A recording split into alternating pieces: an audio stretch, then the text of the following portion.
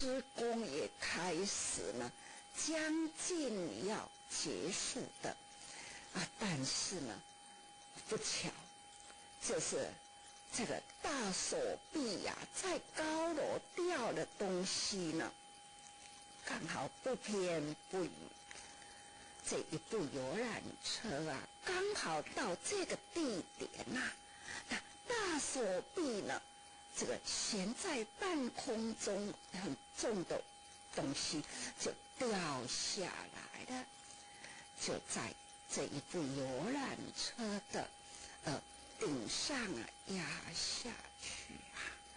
我们可以想象，在30多高的楼层啊，这样的重的东西，这个坠下来的那样的速度，还有那样的重量啊，可想而知是多么的严重啊！所以当场呢，车的前头一部分的都打碎了啦。那人呢，当然啦，也有死伤。到目前为止有2死4伤，所以就马上呢紧急送到了北医与中校，这轻重伤也都有哦。那很多人呢是受惊了啦，听到了这样的信息呢，慈济人呐也赶快及时呢，分批到这2个医院去做抚慰啊，同时呢也去助念呐。当然啦，出了远门呐，发生了这样的事情，那惊惶心灵的慌乱呐，这呢是难免。所以最需要的不只是及时发挥医疗抢救，最重要是心灵安抚啊。慈济人呢也做到了哦，这都是呢人生无常啊，好几天的来游览台湾的风光啊，那在这郊外的山水呢都看过了，偏偏在都市里面的才来发生这件事情，是一大遗憾啊。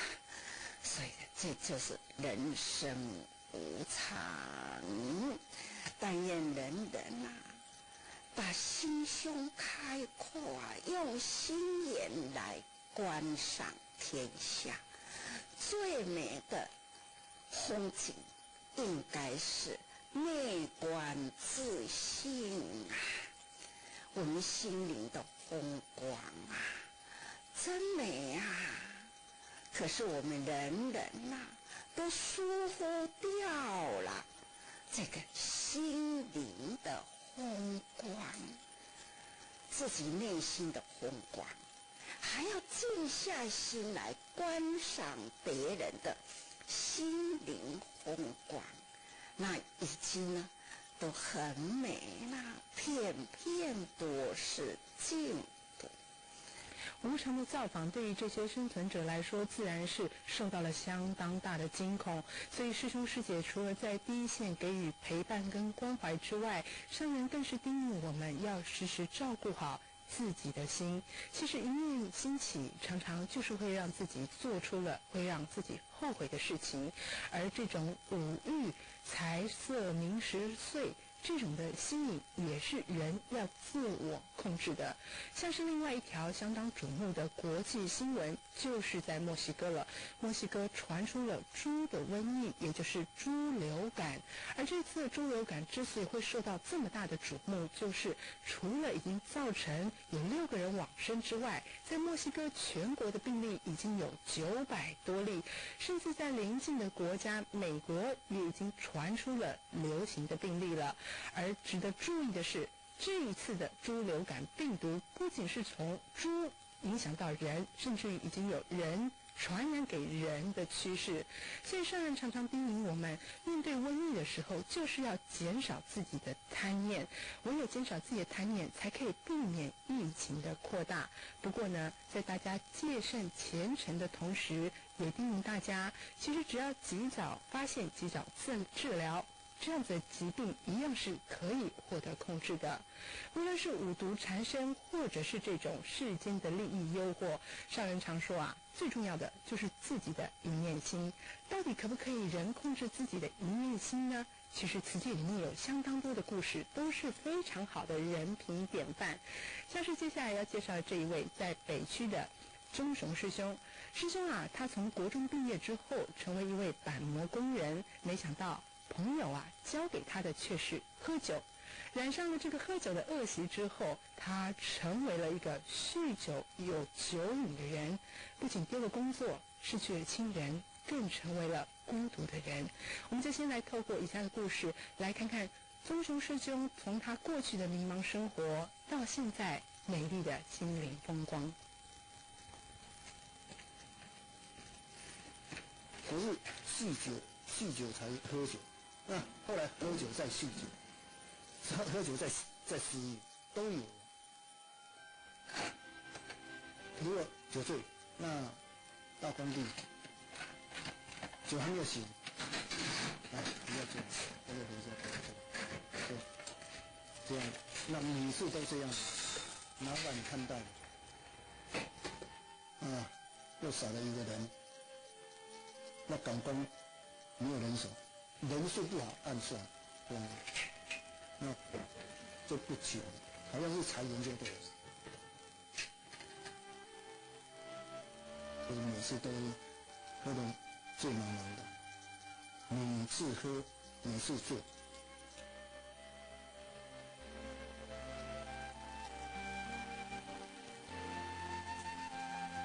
曾经是骑摩托车，酒后醉倒，醉不是说一下就醉，那时没有醉，可是隔一阵子烤风就晕过去，那睡在路旁，没有办法起来，就躺下去，那结果人家通知才载走，叫家人来领我回来。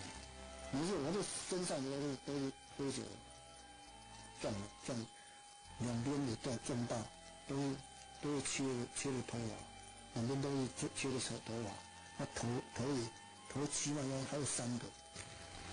因为啉酒无头路的日子内底，厝内人拢甲钟雄保持距离，只有这美温都愿意照顾伊。但是当美温知影讲钟雄同款是执迷不悟，连食饭的钱拢摕去啉烧酒了后，痛心的美温也放弃了钟雄。钟雄，每当你有工作，我就担心是不是会去喝酒。我特别提醒，结果还是酒性未改，这使我头痛，更难以入眠。因你的行为与思想，导致帮你变成害你。今后我不想再害你，不要怪姐姐无情。妈妈的死，你也没有真正的醒悟。你总是说得到，做不到，还把一些小事和这是吴宗雄的姐姐，她一字一句念出了给他弟弟的信，希望他呢能够戒酒，因为呢在他喝酒的时候，甚至于呢失去了他最亲爱的妈妈。当他失去妈妈的时候，他心里非常难过，很希望自己可以戒掉酒，但是又戒不掉。常常去看妈妈的同时，又在妈妈这坟前哭了起来。嚎啕大哭之下，又选择了用喝酒来逃避自己心里的忧郁。就这样，在浮浮沉沉的这些喝酒的过程中，他的生命有一半是迷茫的。在迷茫的生命中，最希望的就是能够看到一条道路，看到一个生命的希望。而宗雄师兄呢，为了要谋生他想到了唯一的一个方法，可能就是去捡垃圾了。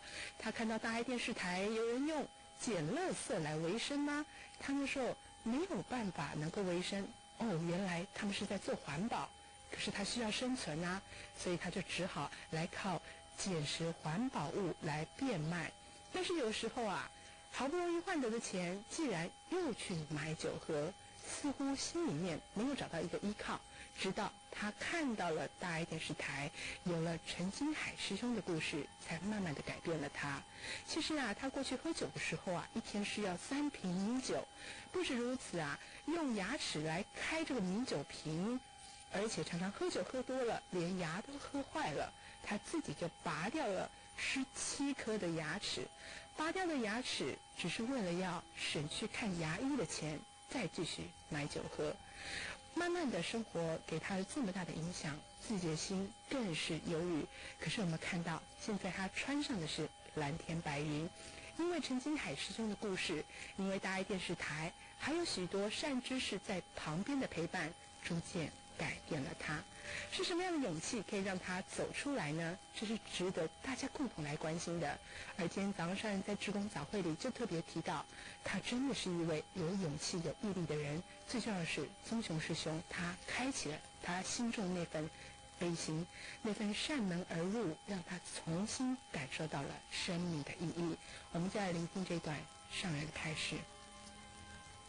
酒啊、毒啊、等等啊，这都是现代人的陷阱。一旦被沉溺下去呢，那真的是这个大海无涯那一种的茫茫的浪潮啊，那个修道当然实在真难咯就亲像在啉酒，有的人拢挺强逞强啊，我千杯不醉那是不是呢？真的千杯不醉啊？一旦醉下去呢，那就是这千生都是沉溺在这样的重重层层的苦海中那一位无极士，你看他从笑脸啊，你立马，他很孝顺，本性也是很善良，但是呢，看到酒都由不得自己，不能自我控制啊。等妈妈要他，一直要他戒，他都说好啦，但是呢，看到都唔好啊，就是无法度通家己改起来。所以啊，他呢，一直到他的妈妈往生啊，他很后悔，他也常常到庙里去大声哭，但是呢，他也向妈妈说：“妈妈你爱我改，我都改袂起来啦，我甲这么慢我改袂起来，很懊恼。”他就是去跟妈妈忏悔，也知道可以，是很懊恼，但是呢，还是戒不起来，多辛苦啊！一直到了，因为今嘛50多岁，我是担心嘛，因为家里的人都把他放弃掉了啦，所以呢，他本来是可以做帮模啦，一直到讲看到陈金海居士的大爱气场，他突然间感觉到，你是跟阮头家吗？那从那个时候开始，他开始看大爱了，所以啊，看了大爱呢，他自己呢起了忏悔，也感觉到说应该呢爱盖啦。那就有一天呢，就看到了一位师姐穿的这个八正道他看到了，他就怎样，这是主这啦，他自动的就靠近他，就说我想要参加恁的主这啦，就开始呢参加了啦。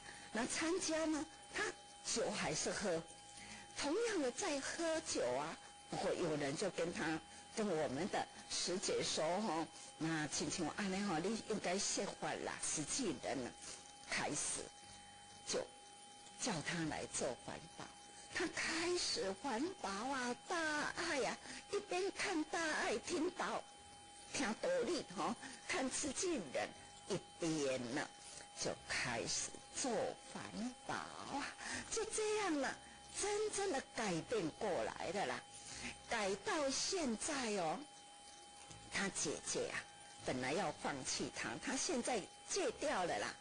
姐姐去煮饭给他吃，他还有爸爸嘛哈，啊去帮伊煮饭的时，连吼迄个菜的内底、汤的内底啊滴一点仔酒吼，他就会反应跟姐姐说：“你这汤的内底有酒吼。”那姐姐就说啦：“啊，这是一个调味呀，吼，这袂要紧啊。”伊讲只要有一点仔酒，我都不爱。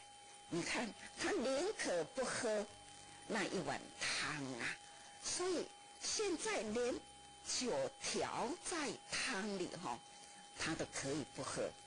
看看人呐，不是戒不掉，是没有勇气戒。那这样的勇气呢，要从那一分的善念起发哦。啊，那我呢，一念份嘛，直念嘛，也是很善良，也是很孝顺呐、啊。只是呢，没有真正的投入了那一分的善的行动，光是听，光是说，没有用的。他要自己去投入、体会，身体力行啊。旁边有这样的一大群人来呵护着他，带动着他，他呢就可以。他说吼，我省酒钱吼，我一个月就会当头好还1-2千块。你看，他虽然无迄个时阵失业中啦，哈，有当先啦，哈，有铜板啊，也有纸票。他想到要啉酒呢，在咧改的过程中想到要啉酒，他呢就落迄个竹筒哈，所以呢每个月他都会哈，迄个钱啊用更的啊当铜板嘛哈，或者是纸钞啊跟拿给师姐，不是戒不掉。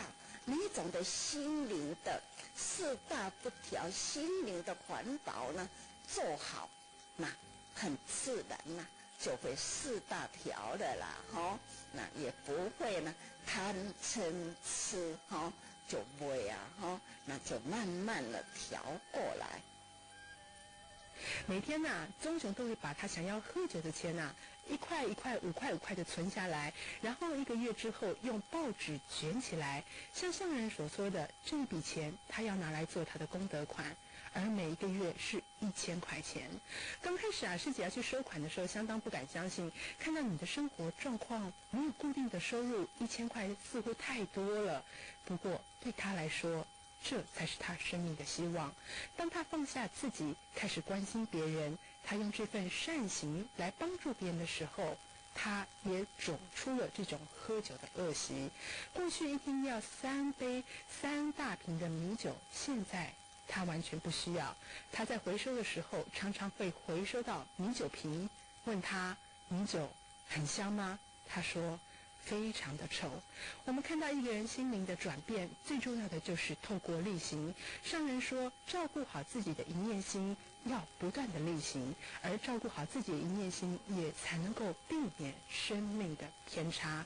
有时候一念无明起，对于我们的影响，往往不止伤害自己，还有伤害我们心中身边爱我们的人。请大家要珍重自己的一念心。今天慈济新闻深度报道就到此结束，感谢你的收看，再会。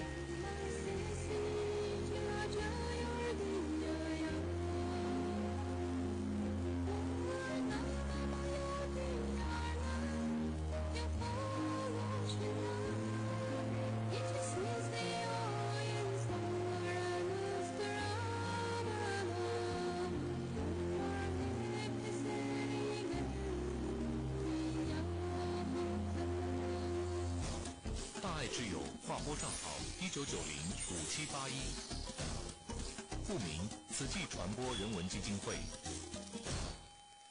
咱要倒去厝啊？我哪知是你约我的呢？啊，无咱来看电影好无？一透早是看什么电影啊？人约会拢嘛是去风景足水的所在，坐伫咧遐豆豆啊欣赏，安尼才有浪漫啊！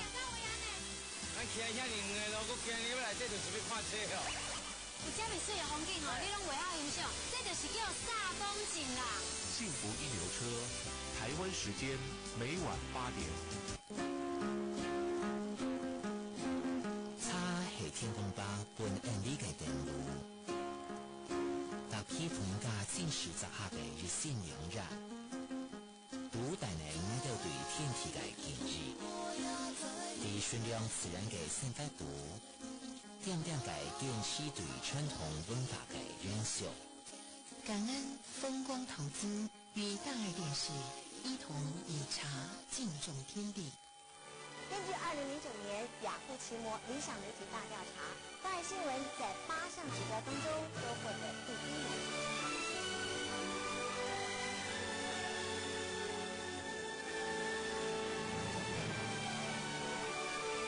证明大爱新闻的努力与用心，深深获得观众的肯定。大爱新闻将以感恩的心，在坚持的道路上继续努力。大爱新闻，看得更真，想得更深。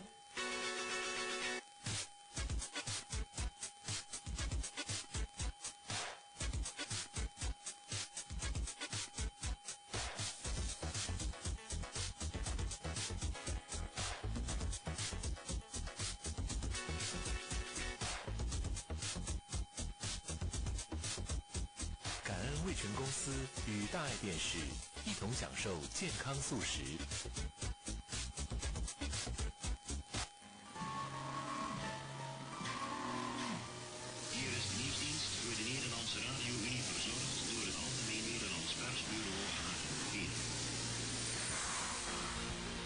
马士拉海上是三角洲工程的最后一道防线，也是确保不会水淹鹿特丹的前哨保卫战。水闸高度有限，海平面上升就是未知，人力能不能胜天，这个世纪将不断面临考验。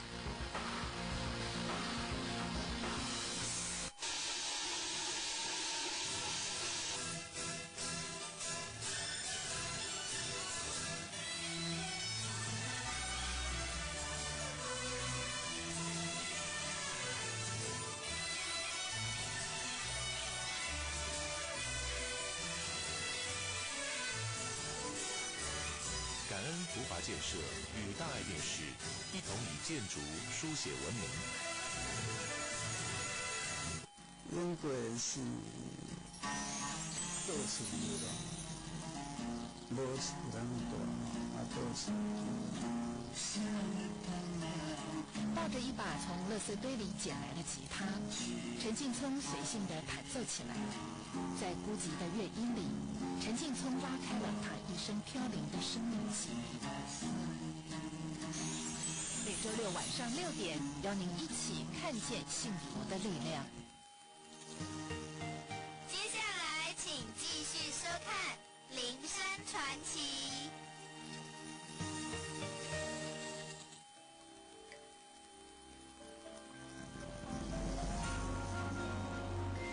大爱电视向全世界问好。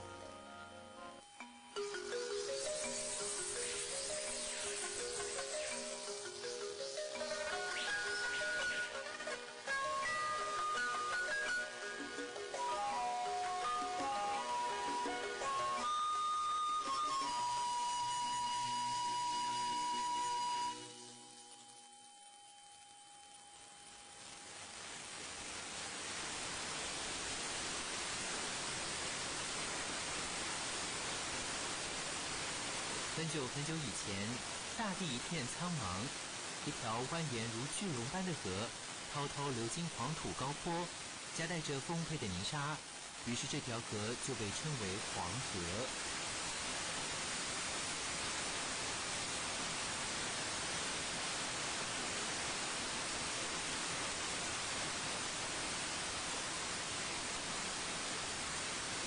滚滚黄河向东流，启蒙了一个古老的大河文明，也开始了中华民族的历史。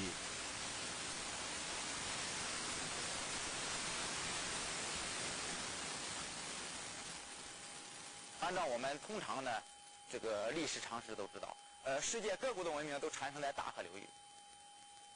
那么黄河呢是一条大河，而且黄河两岸呢土地比较肥沃，所以它就孕育了最初的就是华夏文明。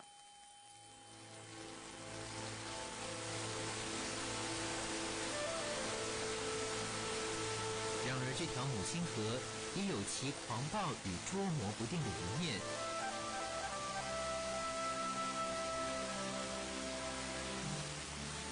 已故历史文学作家伯阳曾经说过，2540年间，黄河决口达1590次，说明黄河像一只在大地上翻腾漂亮的巨龙，为中国人带来无法抗拒的灾难。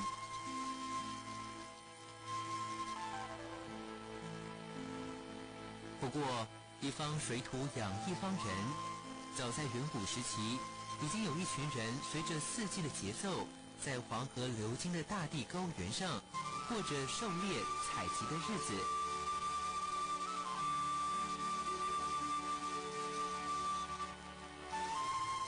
当时的人们不仅要与天斗、与环境斗，也要与其他部落的人斗。打赢的人占据水草最丰沛的地方，打输的人只好另谋他途。于是很多的神话与传说就由此而来。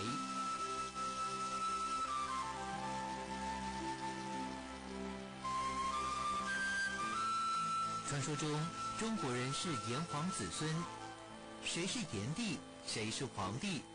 为什么说龙的传人也是他们的后代呢？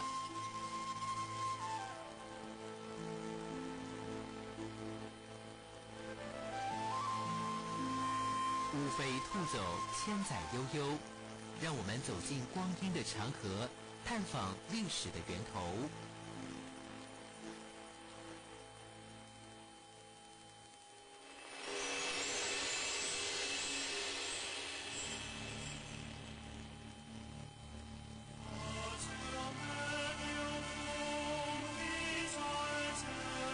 这里是河南省新郑市的石祖山。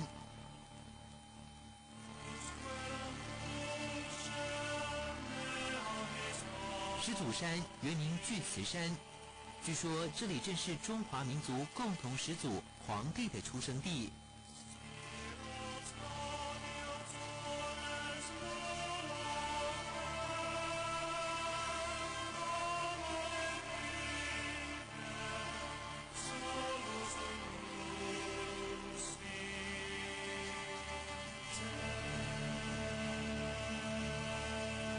根据《史记·武帝本纪》记载，黄帝者，少典之子，姓公孙，名轩辕。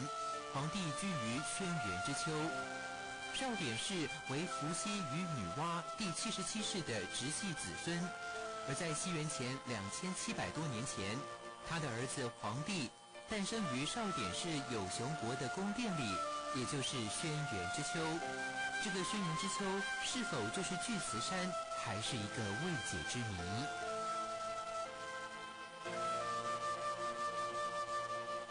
据说这个公孙轩辕出生后几十天就会说话，少年时思维敏捷，青年时敦厚能干，15岁就被群民拥戴，当上部落的领袖，终在37岁登上王位。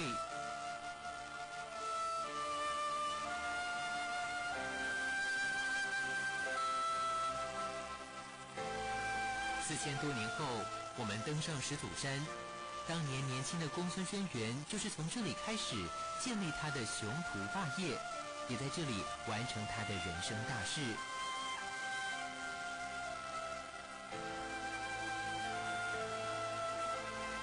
根据《史记》记载，黄帝娶于西陵之女，是为嫘祖，嫘祖为黄帝正妃。嫘祖正是远古神话中发明养蚕治丝的人。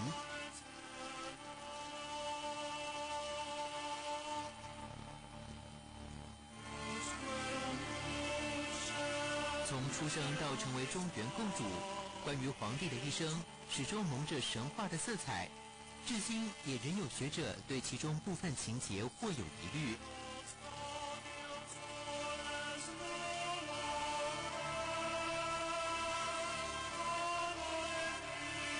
不过，庄子《徐无鬼篇》中曾写道：“黄帝见大伟于巨慈之山。”北魏地理学家郦道元在《水经注》中也说，黄帝登巨慈山，生于红蹄上。看来河南省新郑市的巨慈山似乎与黄帝真有一些关联。位于始祖山的皇帝庙，据说是始建于汉代，已有1000年历史。在庙前立有一柱，名为天星，号称是中国海棠殿领土的中心点，也是龙的传人的起始点。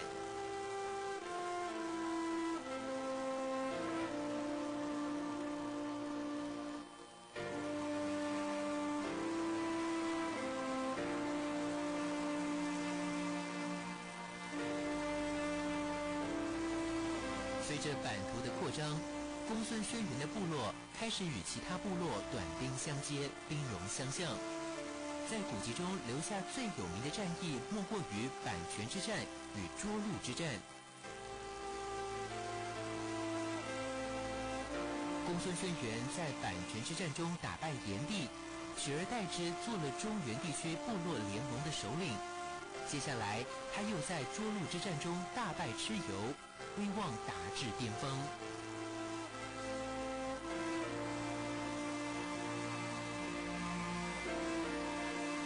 涿鹿之战的古战场，据考证就在河北省涿鹿县。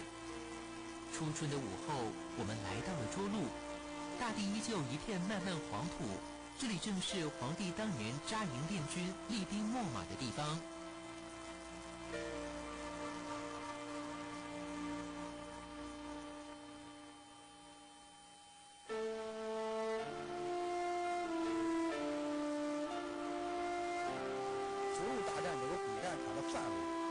从现在区域上讲，好像就在涿鹿这一块，应该叫涿鹿之战，但实际上应该说这个涿鹿之战的范围啊，应该在冀松平原这一带，这只是最重要的一部分，应该说最重要的一部分。我们到另一个角度上可以看到前边比较广阔的，也不算平原吧，就是广阔的这个地域，它都是当年皇帝战蚩尤的一个古战。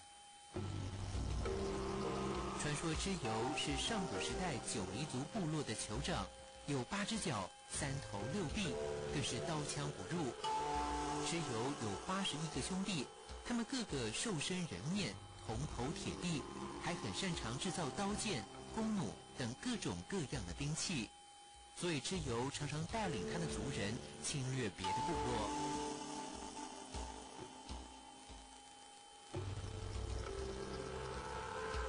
那么上面的正好有对应的3个兵寨，就是我们现在看到这个啊，这叫蚩尤北寨。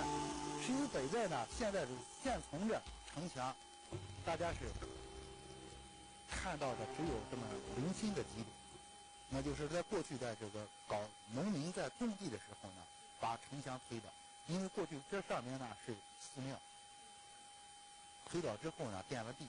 所以现在看到的零星的地方，就是现在我们可以看到高低不平的地方，这都是城墙，这是寨墙。在那个时候，就是在青铜器刚刚发明的时代，就是蚩尤是青铜之父和战神，那么对兵法的应用，应该说蚩尤是最有权威性的，号称兵神呀。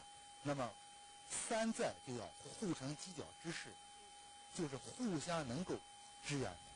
那么我们现在看的北寨、南寨和东寨之间就是什么？只要有战事，能够相互支援，这就是当时兵法的一种算比较先进的一种理念。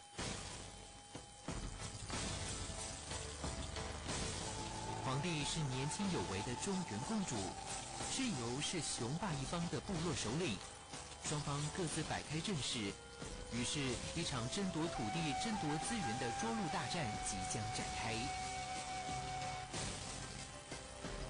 鹿，因为在过去讲，到了汉朝时候，这个鹿指的就是中央的集权，就是谁掌握了皇权。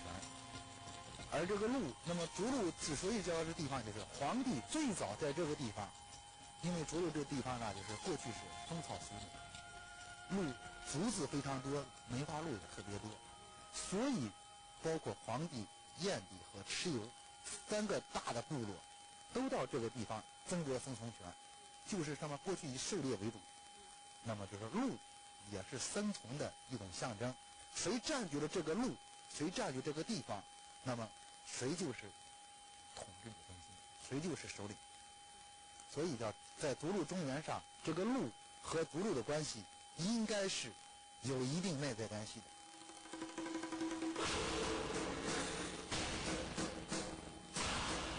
蚩尤骁勇善战，让公孙轩辕吃了不少苦头，双方打得风云变色，日月无光。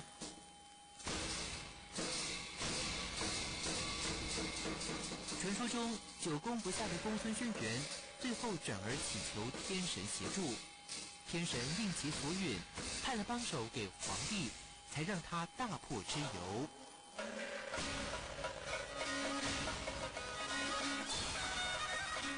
蚩尤被打的原因呀，应该说也很多。在当初呀，就是几打了好几次仗，蚩尤的这个兵都非常精密，而且兵器也相当发达。但是因为蚩尤呀，按当时的说法，应该说是比较残暴，不太得民心吧，不太得民心。而皇帝利用了天气。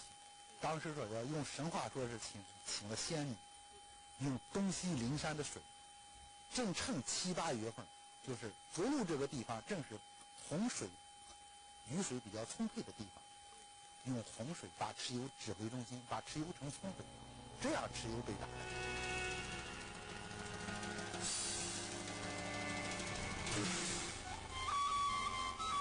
据说打赢涿鹿之战后，公孙轩辕担心蚩尤的冤魂会挟怨报复，于是还特意将他的头跟身体埋在不同的地方，以免他继续作怪。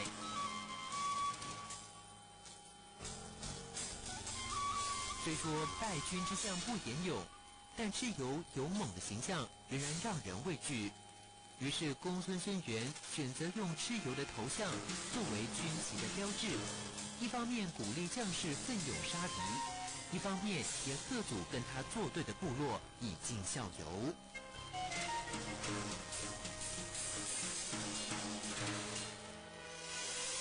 涿鹿之战后，公孙轩辕成为天下共主。公孙轩辕命中属土，土色为黄，皇帝之名由此而来。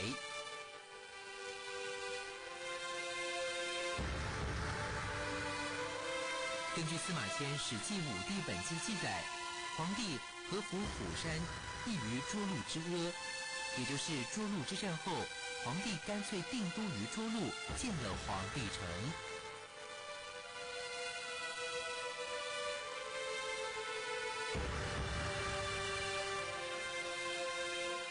我们现在看到的这个正方形的这个轮廓这个城池吧，它就是传说中的皇帝城，全部是夯土而筑。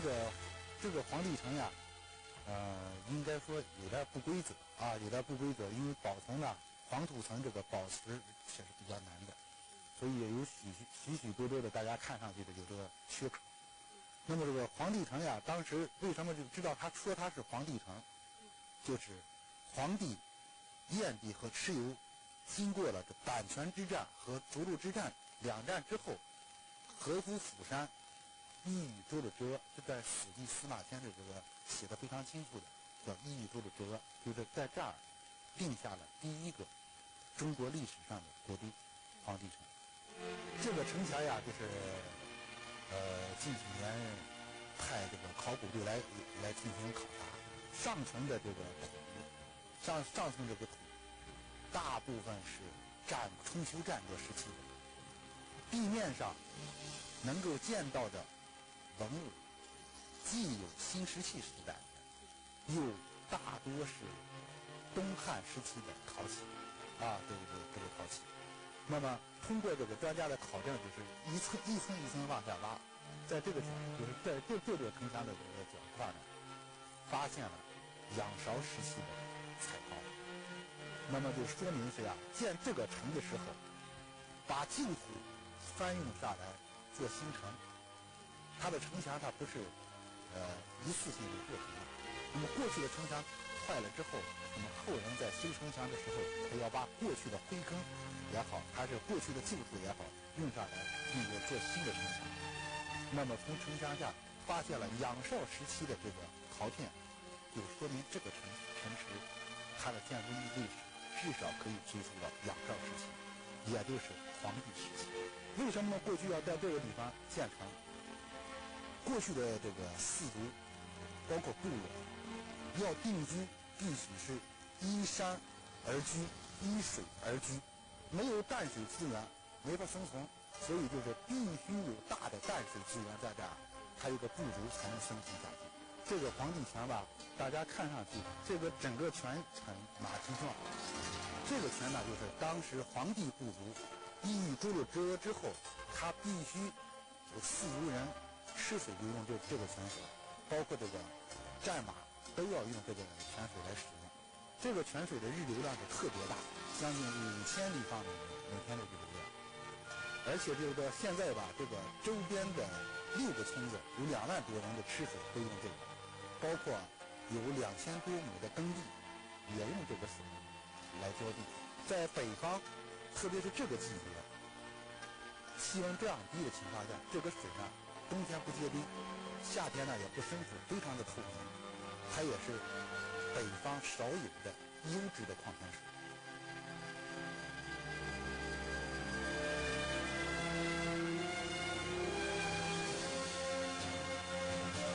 虽说胜者为王，败者为寇，但部落与部落之间也开始融合与交流。于是，这些依附黄河而居的大河子民，共同携手开创了空前的历史，成就了中原华夏5000年文明的源头。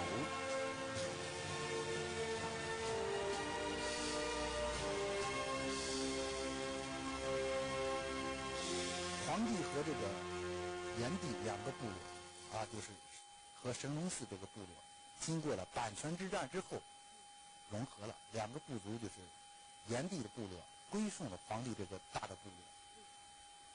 那么他们2个合起来就叫炎黄部落。炎黄部落的所有的成员都就叫炎黄子孙为什么我们也简称这个中国人叫炎黄子孙？这是来历之一。那么还有一个叫黎民百姓。九黎部落的就是以蚩尤为首的九黎部落的子民，通过周陆大战之后，也绝大部分也融进了炎黄子孙这个圈之内。那么他们的成名就叫黎民，我们这边叫百家姓，和黎民合起来就叫黎民百姓，通着这个当时这个方国所有的成名叫黎民百姓。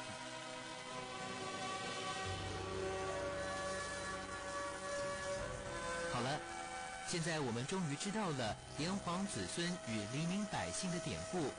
那么，龙的传人的说法究竟又是从何而来呢？龙的传人的原因就是合府釜山的时候，就是把各个氏族、部落的图腾这个全部废弃，取各个部落的这个氏族这个图腾的一个特点，共创了一个大家公认的这么一个大的图腾。龙的图腾的产生，也就是标志着从原始社会逐步向有国家的就是这个奴隶社会这一阶段的发展，有个经历的发展。龙图腾的出现，就是有了共同信奉的一个标志，所以我们是龙的传人。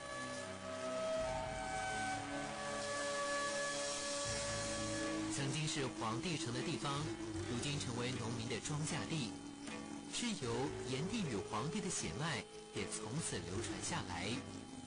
而炎黄子孙与黎民百姓继续枝开叶散后，黄帝天下共主的位置就从颛顼、帝喾又到了尧的身上。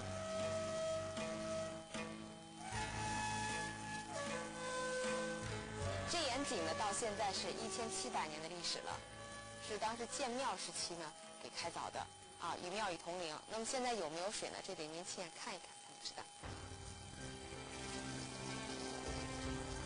有水吗？有水。还有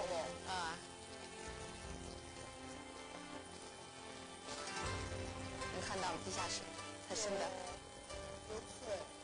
很深。而且上面这个井床也很形象，人们还做了一个这个绳索拉过的这个印记在我们台湾这个井字的反写是怎么写？一样一样的哈。那么在咱们这个篆书中啊，这个井字的写法中间还写一个点，看到没有？就和这个一样，还写一个点。如果从这个《说文解字》的角度来讲的话，我们可以不可以就这么来理解？中间这个点呢，它代表就是一眼水井的意思，水固定的水源。那么这个点的外围这个口呢，指井的周围定居的就是人类、人群、人口的意思，形容人。通向四面八方的呢，这个可以理解为就是交通和道路，人们走出去的路。说没井的时候啊，人们为了取水方便，所以我们的祖先就要沿河而居。那么一到这个河水泛滥或大旱的时候呢，生命受到这个威胁了，我们就要搬家迁民，所以流动性特别大。那么尧王开凿水井之后呢，从此人们有一种主动权，随便找一个地方挖一眼井，在它的周围就形成了稳定的生活，因为水源稳定。那么当井周围住的人越来越多呢，这就萌生了原始的一个所谓的部落。那么当这个部落与部落之间人群物有所需，拿着物品进行物交换的时候，这时候就开始了交流、集市、文明。所以直到现在，我们把这个城市文化理解为市井文化。井呢，可以说是城市出现的一个根基。那么有井呢，才能形成稳定的家园，一代一代去生息。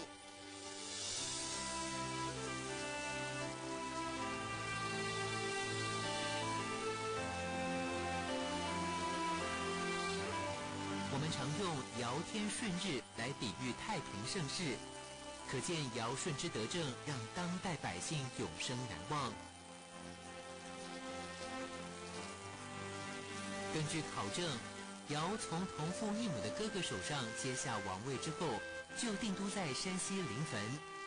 后人特地修了尧庙宫来纪念这段历史。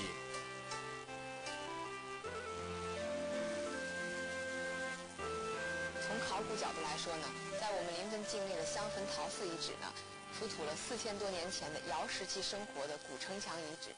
那么这个古城墙遗址呢，我们中国社科院呢，这个考古工作呢，历经了几十年的时间，是一直在做。在那个地方呢，出土了4000多年前的这个陪葬品以及这个文物呢，是数千一件，而且还发现了4000多年前的这个天文观象台啊。这一点呢，只能见证就是说，我们中华民族最早的始祖尧帝呢，在4000多年前呢，对这个最早的自然科学呢，已经开始有出设的痕迹了。那么通过那个夯土层呢，能够看到当时那个遗址呢，它呈一个城中城的形式，意思就是当时的这个构造结构呢，非常的严谨，而且很规范。那么这一点呢，也可以见证出那个时期呢，部落有了这个国家的雏形。那么当时这个尧帝呢，以及可以见证他们当时这个部落的这个繁荣程度。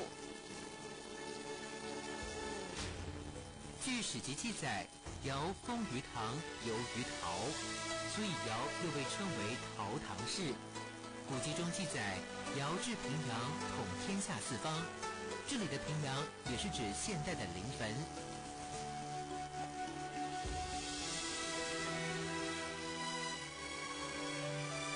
像我们常说的，中国最早的这个文献尧典开篇首载的人君就是尧帝。那么尧王定都于此呢，也有所记载。所以这个临汾尧都啊，可以说是咱们中国最古老的都城，素有华夏第一都之称。那我们现在站的这个位置啊，这个是尧帝陵。那么这个尧帝陵呢，是尧王过世之后埋葬于此给建造的。整个这个尧帝陵的规模呢，可以说是高50余米，周长呢300余米。在我们国家这个3皇5帝的陵墓中呢，规模是最为宏大的。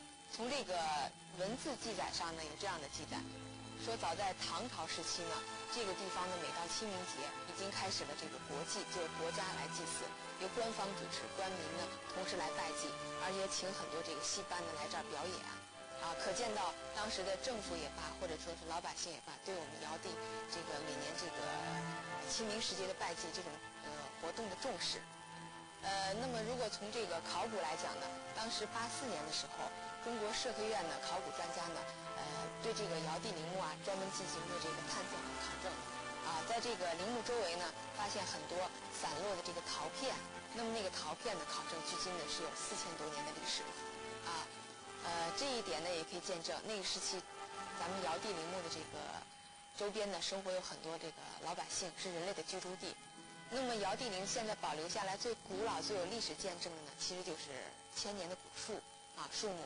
直到今天呢，尧帝陵呢还保留有一棵1000年的古柏，有1700年的历史。那么从这一点呢，也可以能够考证出尧帝陵的建造呢，至少是在1700年历史以上。那么1700年那个时期呢，是两晋时期，就东晋、西晋那个时期，至少在西晋之前呢，已经有建造有这个尧帝陵了。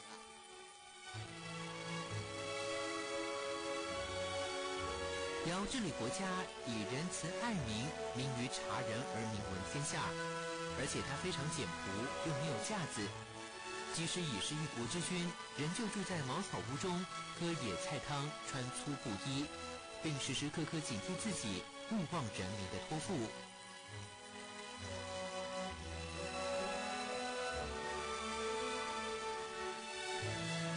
山门前方，修建有一对汉白玉的这个木表。可能很多这个游客来到这儿看到说，这个木表的外形特别像天安门前的华表，说这样的石柱如果立在宫殿的前方呢叫华表，如果立在陵寝的前方呢叫木表。华表和木表呢最早都源于尧王时期设立的匪帮墓。那么匪帮墓呢是当时尧王设立的一个部落图腾柱，让大家畅所欲言提意见，而且规定的就是每一个老百姓对当时的政治发展，对当时的生活所需都可以提意见提要求，言者无罪。那么当时帝王能够国纳重建，这样才能更好的使这个部落发展起来。这一点呢也体现了尧王民间的一种这个民主。后来随着时期的这个发展，它由外形原始的这个木头变成石头的，后来又变成这个汉白玉的。名称呢虽然发生了变化，不叫这个匪帮墓了，叫华表，叫木表，但它的本意呢依然没有变。表呢就是上书言表之意，也代表了我们现在中华民族的一种新生，也代表了一种王者的民主和权威。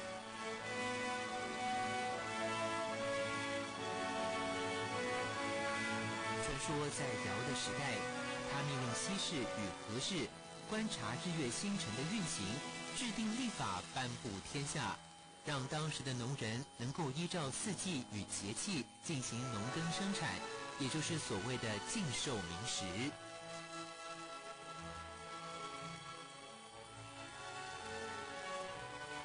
尧王呢是深谞老百姓生活的疾苦，所以当时尧王呢经过劳河这一案考察的时候发现劳河南岸的那个土质呢就非常的差沙石地带，老百姓种植这个农作物庄稼很难生长。那么劳河北岸这一带呢，可以说这个风水风土非常的好山清水秀的。那么尧王当时想到说的是，如果我有生之年能够让劳河南岸老百姓生活得更好呢，当然是很好的一件事情了。如果完成不了这样的一个想法，这样一个目标呢，我希望我过世之后呢，葬在这个劳河的南岸能够看到就是老百姓的日子一天一天过得好起来。可是尧王的儿子在历史上记载叫丹朱。丹朱这个人呢性格暴躁专横，从小做事呢往往就是与他父亲事与愿违，从小从来不听父亲的话。那么尧王考虑到丹朱这个个性，所以当时他在嘱托丹朱说，如果我过世之后，你给我修建陵墓的时候一定要建到这个劳河的北岸，而且建在那个地方呢规模一定要大，要悬棺而葬。那么等到帝尧真正过世之后呢，丹朱心生懊悔，说父亲有生之年为老百姓做了那么多的好事，得到数人万人的敬仰，那么他呢从来没有听过父亲一次话。这时候想到一定要满足父亲这唯一的遗愿，所以这个时候他把这个尧陵呢就建在了劳河的北岸，而且真正的是悬棺而葬。那么在每一个在棺木的每一个小角上呢还系有这个银铃系有银铃它什么意思呢？希望就是说现在在世的老百姓人能够听到这个棺木的这个银铃发出的清脆的响声，意思就是尧王呢永远活在我们这个心目中那么后来尧王葬于此地之后呢，四方百姓听到这一噩耗心中都是万分的悲痛，所以说都从自己的家乡纷纷来到这个地方，带了很崇敬的礼物来拜祭尧王，带的就是我们生活中能够看到那个黄土，手捧黄土来拜祭他。因为我们都知道黄土能够生长万物，哺育万物，它代表就是生机、希望和生命力。当老百姓将这一层一层的黄土覆盖于这个尧王的这个坟冢之上呢，它这个陵丘就越来越高，越来越高，就长成了我们现在能够看到的样子，50米的高度这个呢虽然是传说，后来84年咱们中国社科院专家来此考证之后呢，对这个土壤进行了这个探测进行了这个试验，发现这个土壤呀确实不是自然形成的，一层一层的属于人为形成，而且这个形成的这个时间呢，不是我们近期不是现代人修建给形成的，是有一定的这个历史年代了。那么这一试验呢，这一探测呢，正好跟我们这个传说呢也相吻合。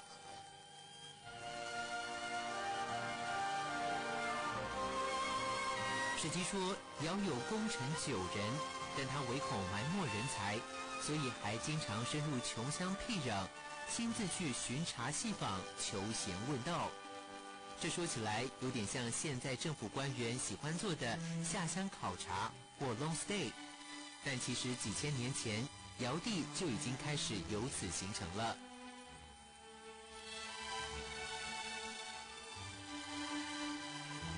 现在咱们看到的这个第一个建筑呢，这个叫五凤楼，保留于清朝康熙年间。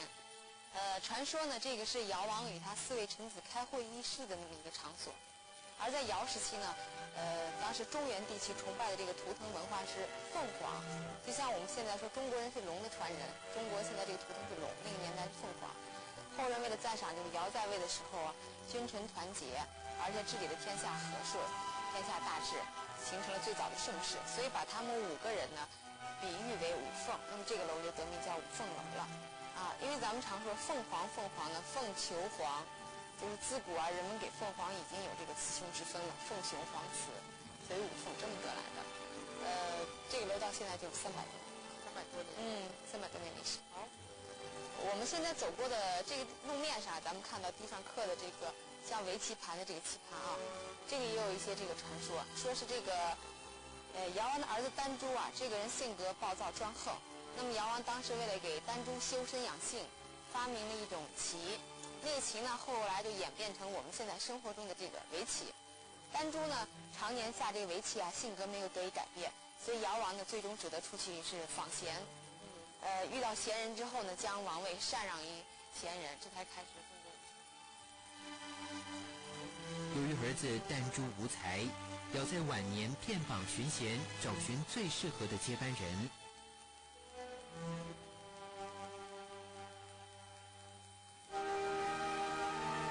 这时群臣一致推荐一个瞎子的儿子叫虞舜，尧也在明察暗访后确认虞舜的才德与能力，最后才将王位传给他，开启了中国历史上的禅让政治。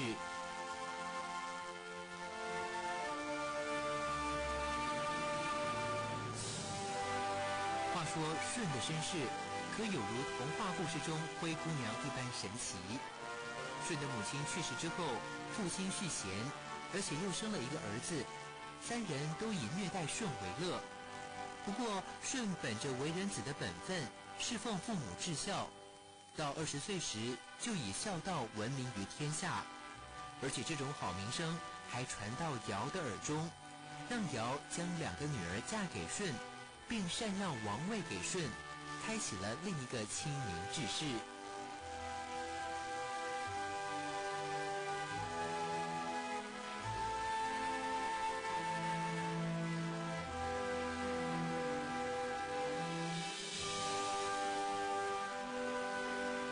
舜接下王位之后，定都于山西运城，也就是古籍上记载的蒲坂。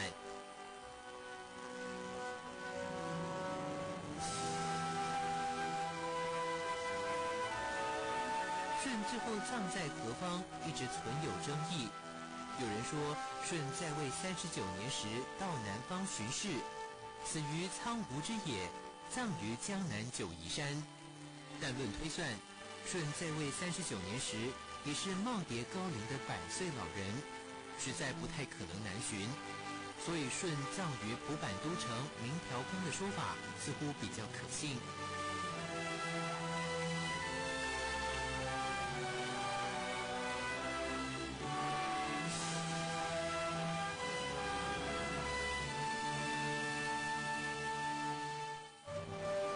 最早的舜帝陵庙建于唐朝开元26年，后毁于元朝末年的战火。目前大家看到的建筑均为清朝嘉庆年间所重建的。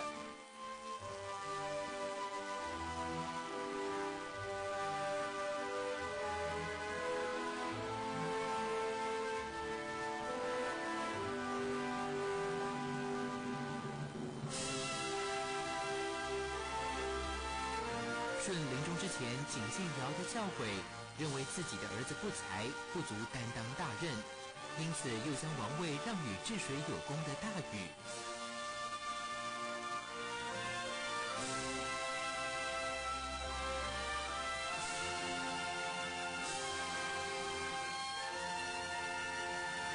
舜呢将地位让于大禹之后呢，大禹开创了夏王朝的这个初端，后来将王位给他的儿子的启。虽然说夏朝第一个帝王是启，但夏朝的最早的一个始祖还是大禹，所以历史上常说夏禹。那么中国之所以朝代能够顺利的传承下去，能够国家体系能够健全完善，跟尧舜禹三位帝王能够奠定下这么丰实的基础是密不可分的。那么尧舜禹三位帝王呢，都定都于山西南部、山西晋南。而我们中国这个传统这个教育道教呢，对他们三位帝王呢都有所封号啊，分别将他们三位帝王封为天官、地官、水官啊。就像我们常说的天官大帝，其实指的就是尧王啊。那么后人呢又将他们封为三圣，所以当后人在这个地方建尧宫祭祀尧王的时候呢，旁边有修有配殿、顺殿和大禹殿。所以尧庙的核心建筑群呢是3个殿堂：尧殿、顺殿、大禹殿。那么尧庙的俗称又叫做三圣庙。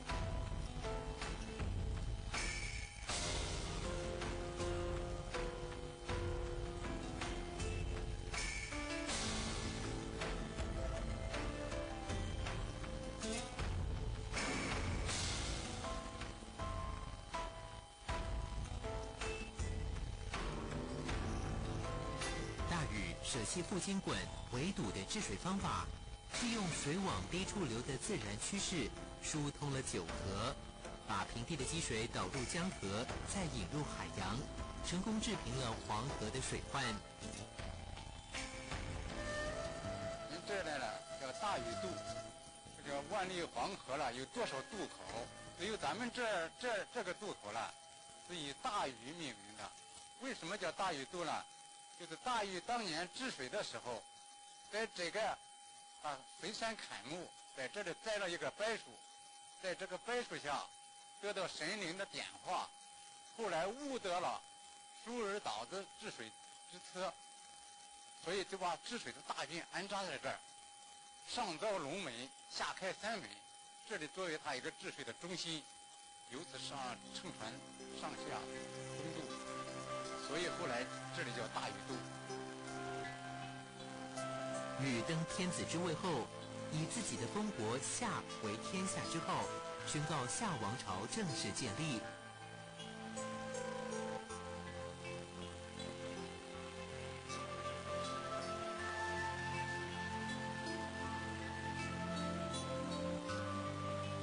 大禹在治水的过程中，曾走遍天下。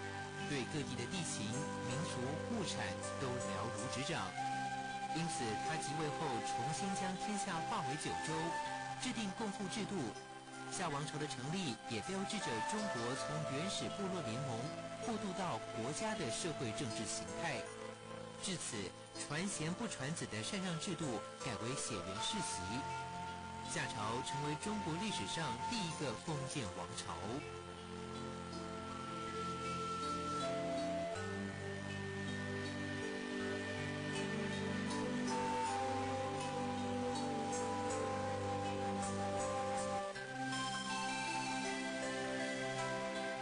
从大禹在位时算起，夏朝共历经约470年的寿命。不过，夏朝是否真正存在，目前在考古学上始终没有找到大家都一致公认的文字依据，也成为中国远古传说中另一个未解之谜。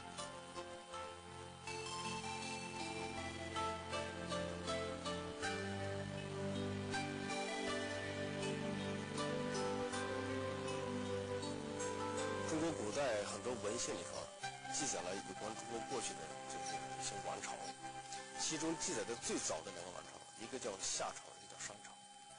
但是呢，在这些文献里头呢，记载的非常简略。有些人有些学者对这个王朝到底存在还是不存在都有疑问。那么殷墟呢，自从这个发现甲骨文以后，那么甲骨文里头有关于殷商这个王朝的国王的这么一个世系，就是哪个王传位到哪个王，再到哪个王。那么这个世系呢，在甲骨文里头有，而且被识别出来了。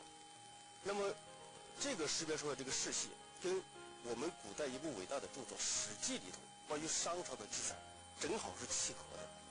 那么这一契合呢，就证明，也就是用地下的甲骨文材料证明，《史记》所记的商王朝是存在的。因此，商王朝这个朝代，就从一个文献所载的一个王朝，变成了一个我们学术上把它叫做姓氏，就是靠得住的历史。商朝一旦被考古发现，被甲骨文证实是姓氏之后，那么《史记》里头还有一个记载，就是所谓的夏本纪，是关于夏王朝的记载。那么既然商朝能够证明是真的，那么夏朝，也就是我们国家第一个王朝，也就很可能也是真的。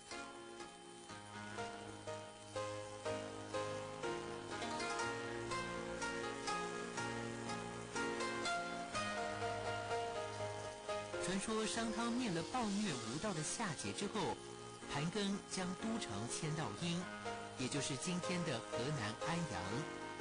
在安阳的小屯村出土了很多商代时期的甲骨文，详细列载着殷商时期的历史文化进程。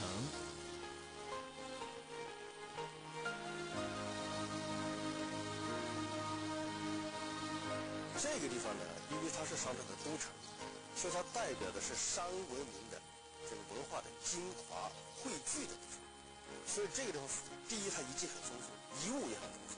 就地下这个地下，就是大概我们从这个地表往下，刨开30公分，就是商朝的这个文化堆积。随便哪个地方都可以，最少能挖到陶片，好的地方可以挖得到这个甲骨甚至说这个铜器，包括墓葬这样的遗迹。这个大概前些年我就在我们这个地方，我们自己在上头就稍微走一走，我们都捡到过带刺的甲骨，就这个地方，都捡得到。就这个地方东西很多。那么这个出土的这个遗迹呢，包括你看刚才讲到的宫殿基址包括祭祀遗迹，祖先的，当然也包括大量的墓葬。那么遗物呢，包括甲骨文、青铜器。那么这些东西呢，最主要的价值就在于它证明了商王朝的存在，证明了商王朝的都城就在这，同时也证明了这个商朝的它的物质文明的发达程度。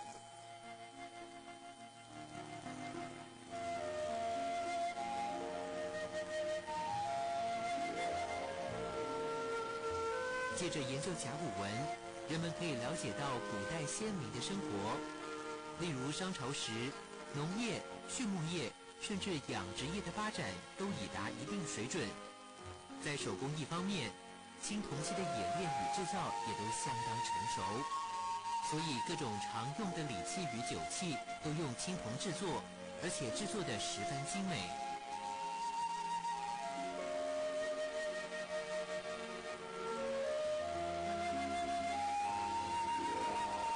在这一代出土的文物里头呢，这青铜器这一类里头，有迄今为止我们所见到的这个体量最大、重量也最大的一个铜器，就是4.5指然后这个甲骨文当然更多了，那么这个10几万片甲骨都是这出土的，里边这个发现了这商朝的文字，4、5千个字，单字4、5千个。这是4、5千个字里面，当然包括了这个商王朝的很多方方面面的一些信息。因为你想，我们汉字，这不仅仅在这个中国圈里在使用，实际上包括日本、韩国、越南以前都用的是这个字，它有一个汉字文化圈。那么这个文字到现在为止还有10几亿人口在使用，对吧？它是个古老，它是这个汉字的一个这个最古老的这个前身嘛，所以的话，文字这本身就是个巨大的这个发现，追溯到这个地方来，它是它的源头，所以这就是它的重要的价值。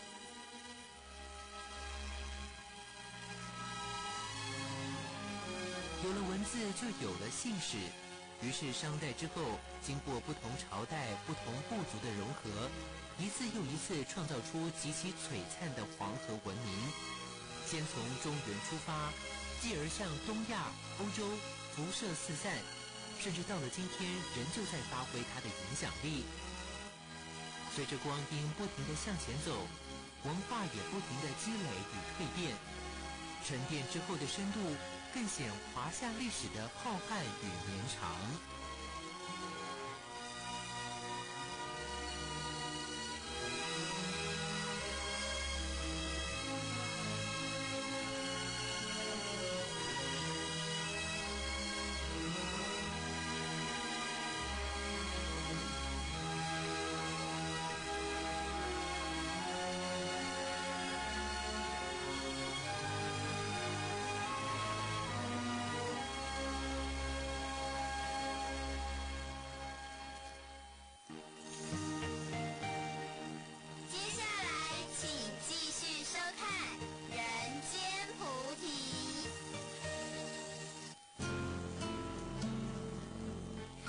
成就完全是在掌握分秒钟造就出来，未来也是由现在累积而成。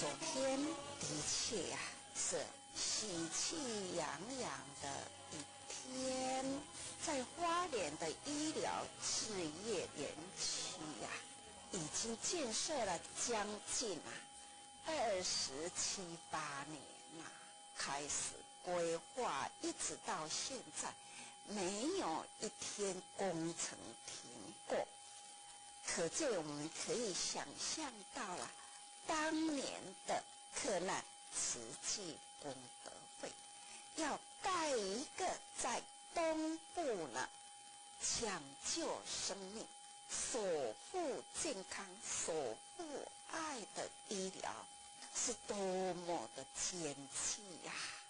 所以开头呢，都是以克难式的，那么一点一滴呀，一块一板的把它建立起来，从临床而教育而研究，到现在呢，协力大楼正式全面的启用。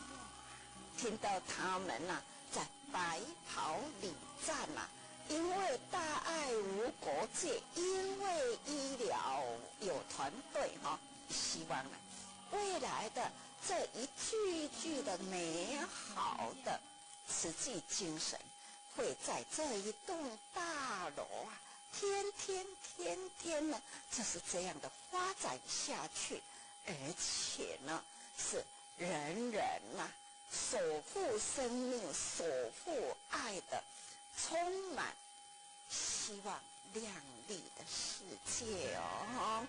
真的实在是看到了，很感恩很多人的用力投入，爱惜生命那昨天在那里看到了，病真苦而且老也是苦看到一大群的老人家在清安居，虽然我们的志工菩萨，我们的医疗团队那样的用心照顾，尽量让这一群老人家欢喜呀。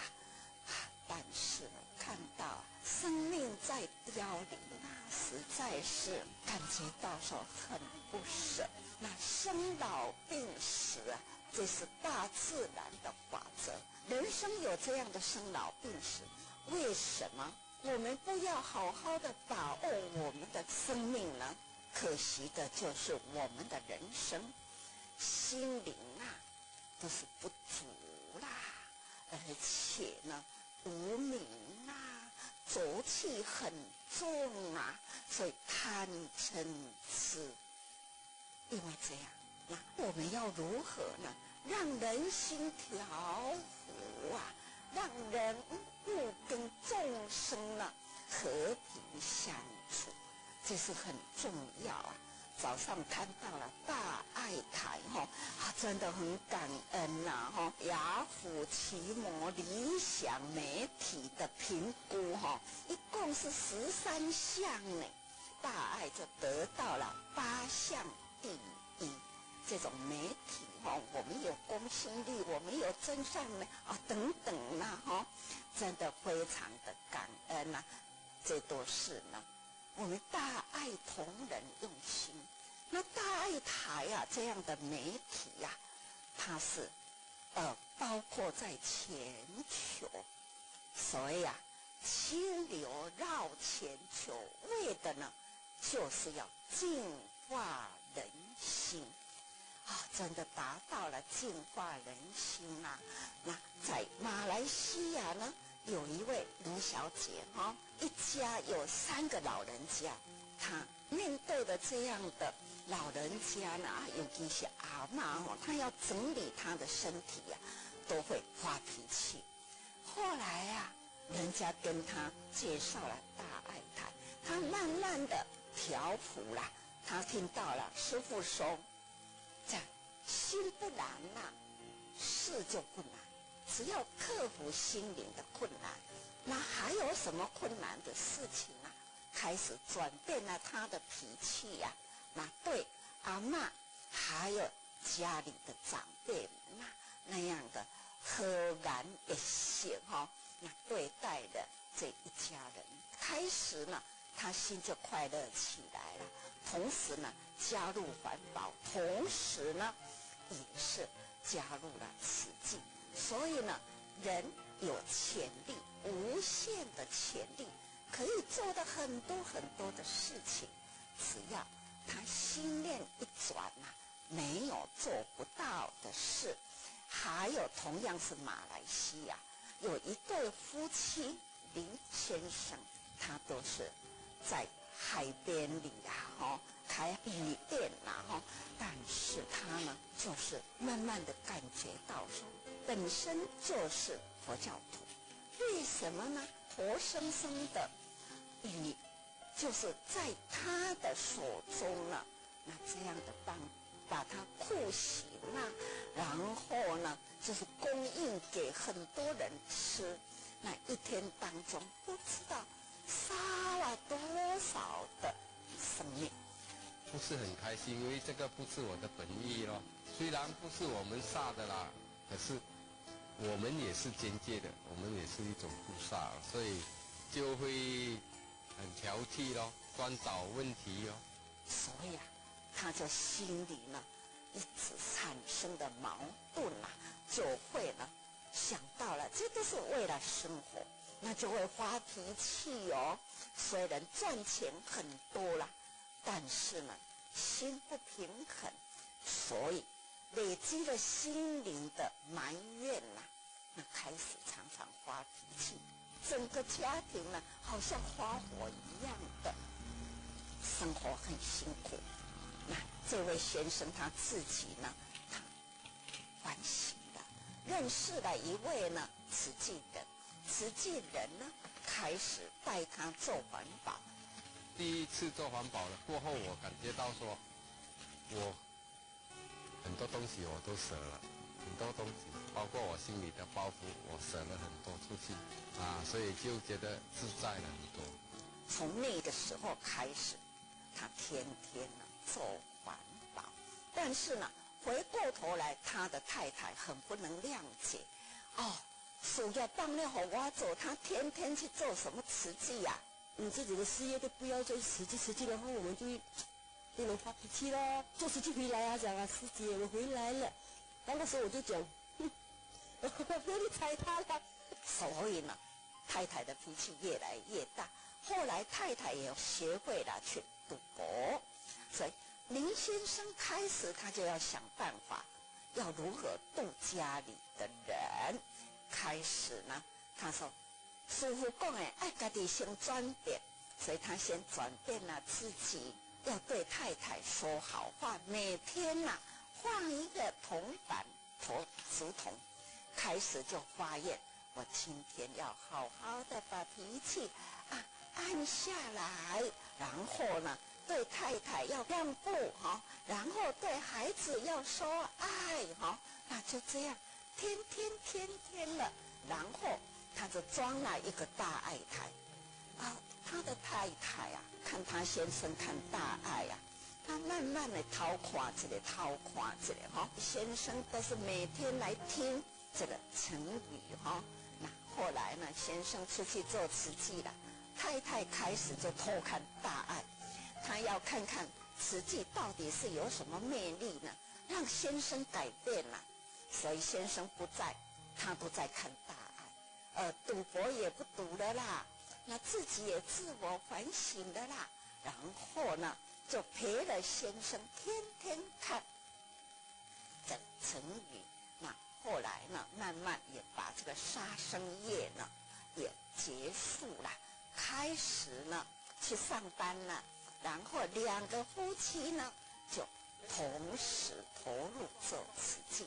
整个家庭都很温暖孩子们也都说感恩当然感恩慈济是感恩大爱啦，因为有大爱呢绕着全球，能净化人心那说到了这样，还是要感恩了所有的慈济人，要说对你们的感恩说不尽那都是为了祈祷天下无灾难，就需要呢净化人心。要救世就要救心开始嘛那我们呢要救心，同时呢抢救生命，人人健康就是幸福。所以守护生命、守护健康、守护爱呢，无不都是在我们四大八印呢同步做来的，真的非常的感恩。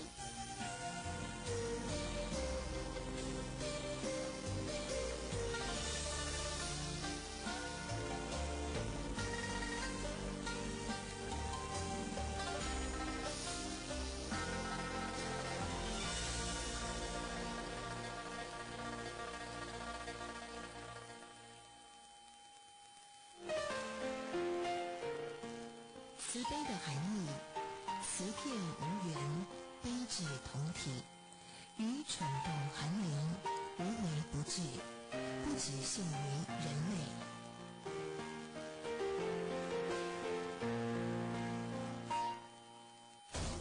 大爱之友划拨账号19905781，户名慈济传播人文基金会。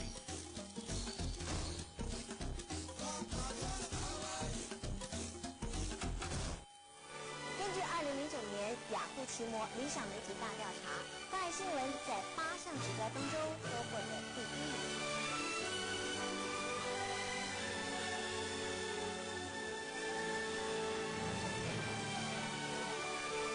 证明大爱新闻的努力与用心，深深获得观众的肯定。大爱新闻将以感恩的心，在坚持的道路上继续努力。大爱新闻，看得更真，想得更深。接下来，请继续收看大爱10点新闻。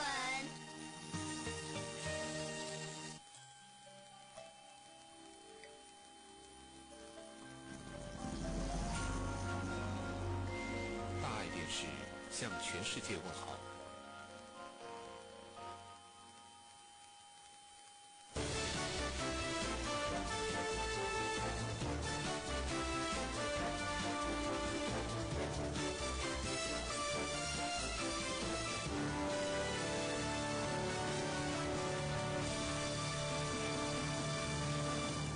欢迎收看这一节的大爱全球新闻，我是刘芳瑜。慈济在四川协助重建学校的脚步加快，不久前十方市的3所学校已经发包，而现在又与成都合作，慈济基金会和金堂县以及邛崃市举行了签约仪式。这一次计划援建的3所学校将可以容纳快要3000名的学生。隶属成都的金堂县和邛崃市，在5.12大地震中，数百所学校的基础设施遭到不同程度的破坏，许多校舍停止使用。灾后教育项目的重建，慈济人最忧心，因为受到影响的教学秩序需要尽快恢复。父母的希望在孩子，孩子的希望在学校，国家的希望在人才，人才的希望在教育。慈济在金堂援建的杨柳小学和韩滩小学，在金堂县县长的心目当中是一个标杆。曾做过教师的他，殷切盼望慈济的教育人文深植此地，让它成为不仅在硬件上成为这个我们金堂县乃至成都乃至四川都是一流的这个普通小学，同时在软件上，就是它的教师师资队伍建设、教学质量上，也成为成都乃至四川最好的学校。经过多次的勘察和论证，慈济基金会与金堂以及邛崃市3方正式签署灾后援建协议书。成都市政府在这次重建项目过程当中积极配合协助，使工作得以顺利进行。这一次在成都的这个首批对教育项目的援建，体现了我们慈济这个一个大爱的精神，也体现了对我们成都灾后重建的关心，体现了这种这个同胞的血肉关系啊。我想这个随着这几所学校的建设，慈济的这种精神也将这个留在我们成都，留在灾区，留在孩子们的心中。此次签约的3所学校建成后，共计容纳近3000名学生，而慈济的建筑与人文必将提升当地的教育文化事业。古明星陆凯生四川报道。美国和墨西哥爆发了一种前所未见的复合型猪流感疫情，这个病毒被称作亚型流感病毒，已经在墨西哥造成了超过1000个感染病例，至少有68人死亡。而在美国也发现了有8起的病例，这是引起了世界卫生组织的高度关切，担心这种人猪共通的流感病毒会引发更严重的疫情。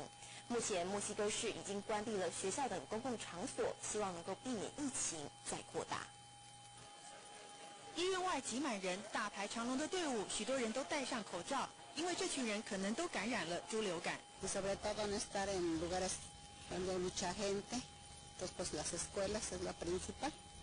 在墨西哥，因为猪流感疫情爆发，已经有至少1000人感染病例，68个人死亡，其中20人为确定病例。为了避免疫情扩大，首都墨西哥市全部的学校从星期五开始停止上课，这是自从1985年大地震之后首度大规模的停课。其他公共场所，包括博物馆、图书馆、国家剧院等，也都暂时关闭。猪流感也在美国造成了8人感染，目前都已康复，8个人都没有与猪只接触。We still have a lot of information which needs clarifying in terms of transmissibility of the virus and exactly how many people have been affected. 世界卫生组织指出，墨西哥的12例的病毒在基因上与美国加州的病例完全相同，不过目前不清楚为什么墨西哥的疫情比较严重。We do not know whether this swine flu virus or some other influenza virus will lead to the next pandemic. 美国疾病管制中心指出，混合了亚欧地区多种不同型流感的病毒株，包括禽流感、猪流感以及人流感的病毒。感染猪流感的症状是会突然发烧超过摄氏39度、剧烈的头痛、肌肉关节酸痛、眼睛过敏以及流鼻水等等。大新闻综合编译。至于在哥伦比亚，每年的3到5月是雨季。最近的一场大雨在东北部地区引发了土石流灾情，至少有100栋的房子毁损，2人死亡。从直升机往下看，房子的四周全都被土石流给包围。这是哥伦比亚东北部的哥多巴省郊区，有超过100栋的房子被土石流给掩埋或是冲毁，造成了有1500人因此无家可归。而土石流也酿成了2人死亡，3个人失踪，救援人员目前还在持续的搜救当中。而哥伦比亚的雨季从3月份到现在为止，已经有39人死亡，78000多人被迫流离失所。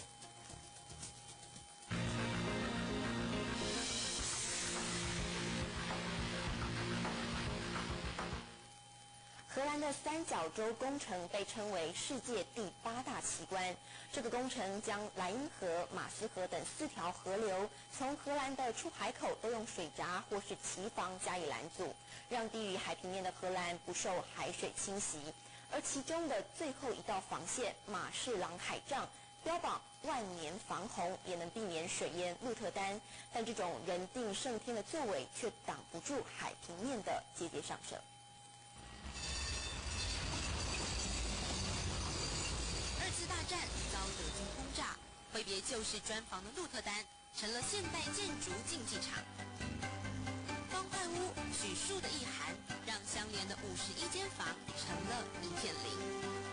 铅笔屋，管线外露的图书馆成了大人版的乐高积木。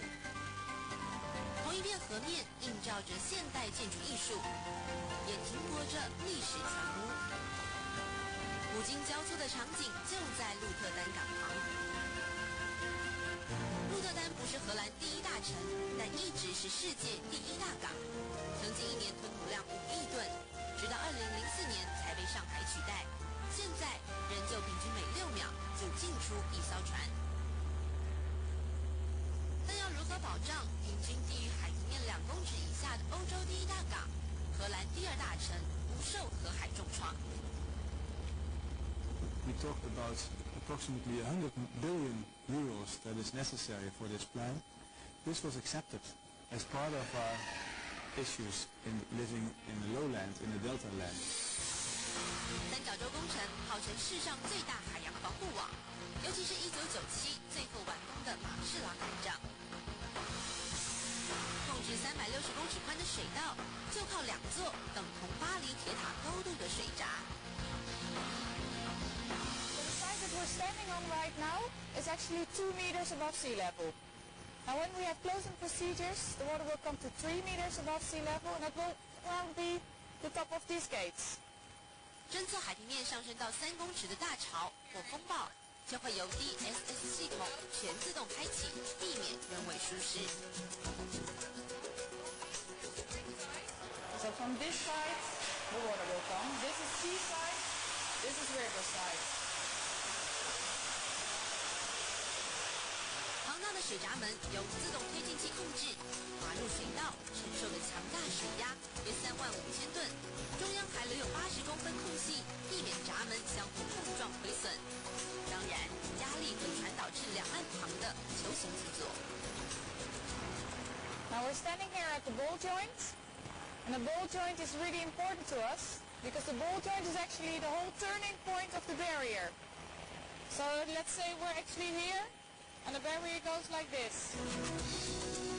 直径10公尺的球体与基座结合处的精准度是0.2公分，承受重力的秘诀就在。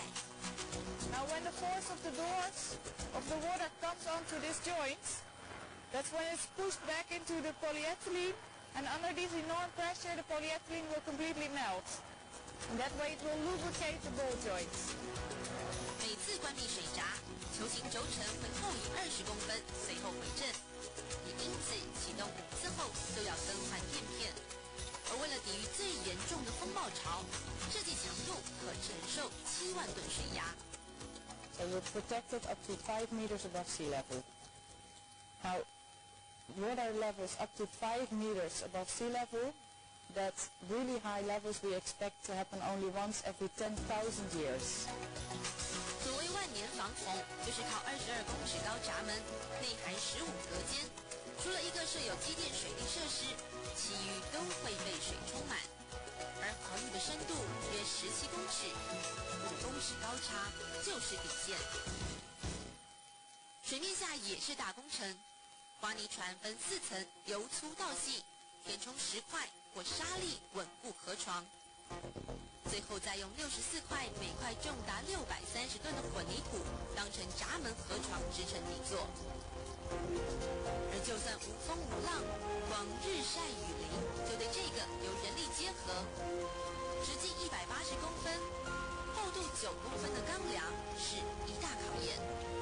Now as you can see, it's white, and it's white for a special reason, because there's a coating on it, and the coating will protect the whole steel construction, not only from corrosion, but also from expanding or shrinking too much.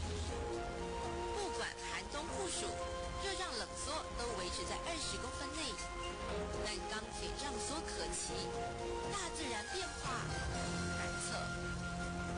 马特兰海障是三角洲工程的最后一道防线，也是确保不会水淹鹿特丹的前哨保卫战。但你可以看到，水闸高度有限，海平面上升却是未知，人定能不能胜天，这个世纪将不断面临考验。以上是大爱记者林克林综合讲在荷兰的采访报道。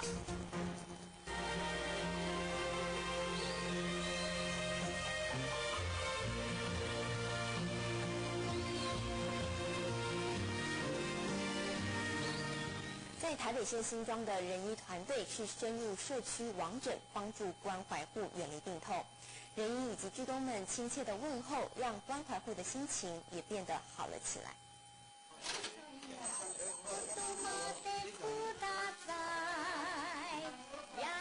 在都市的氛围里，生活中的便利被视为理所当然。一些被忽视的角落，使访视志工成了深入社区、闻声救苦的菩萨。在第一时间斟酌个案，选择了最好的方式给予帮助。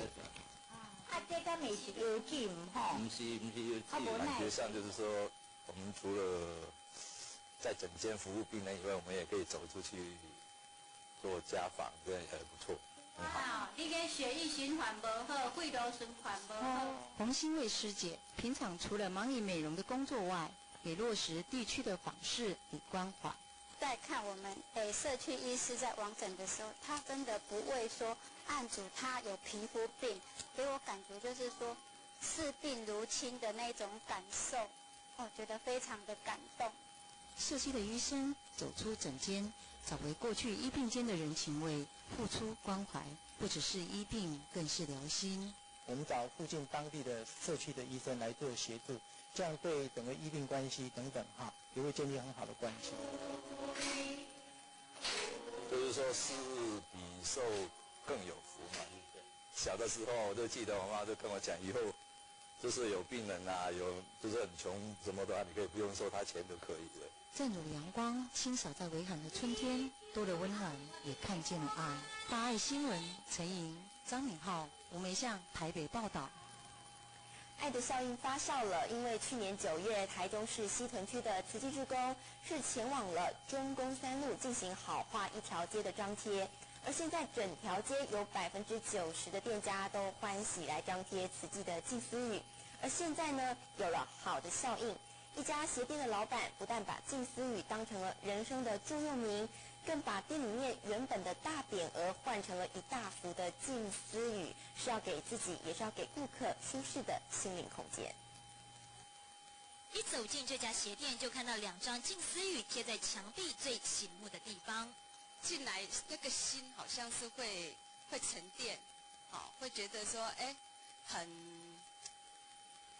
就是让人心情会很舒服。去年9月，我们的师姐来给我们的静思语，聪明的人得失心重，有智慧的人勇于舍得。这个词句让我们2个人非常的喜欢。聪明的人得失心重，有智慧的人。老板娘张令淑说，经营鞋店已经8年多了，这2句静思语，让他从原本斤斤计较的生意经中找到了圆融的处事态度。我们每3、4个月来换一次静思语，那我们要来更换这一句的时候，他不要让我们换，因为他要把这一句当做他人生的座右铭。把静思语当作人生座右铭。今年4月，老板李明宗更把店里原本高高挂写着“技艺超群”的大匾额，换成了一大幅静思语，上头写着“缩小自己，就会跳到你的心坎里”。觉得就是每天看到这版，刚刚足欢喜，随时可以提醒自己，人袂使足骄傲的，足臭屁。鞋子的陈列架上放了2只慈济竹筒。现在老板夫妻俩不但每天都开始投钱发好愿，也报名参加社区志工培训。他们说，希望未来把鞋店当作方便法门，让每个顾客在买好鞋的同时，也能脚走好路，手做好事。大新闻肖世婷、廖学信台中报道。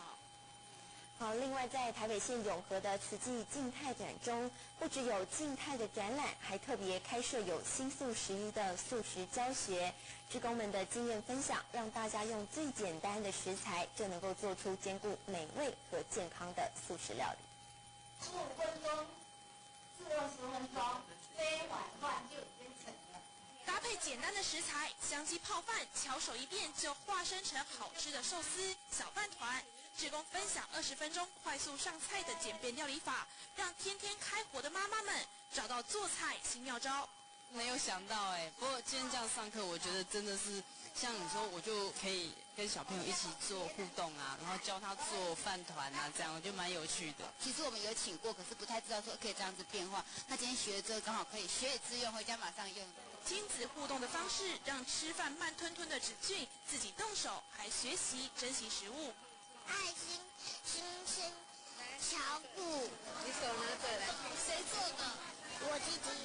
他平常吃饭都吃很慢，然后一餐饭有时候吃都要吃1个小时，可是他吃这个就很快，他就觉得这很好玩。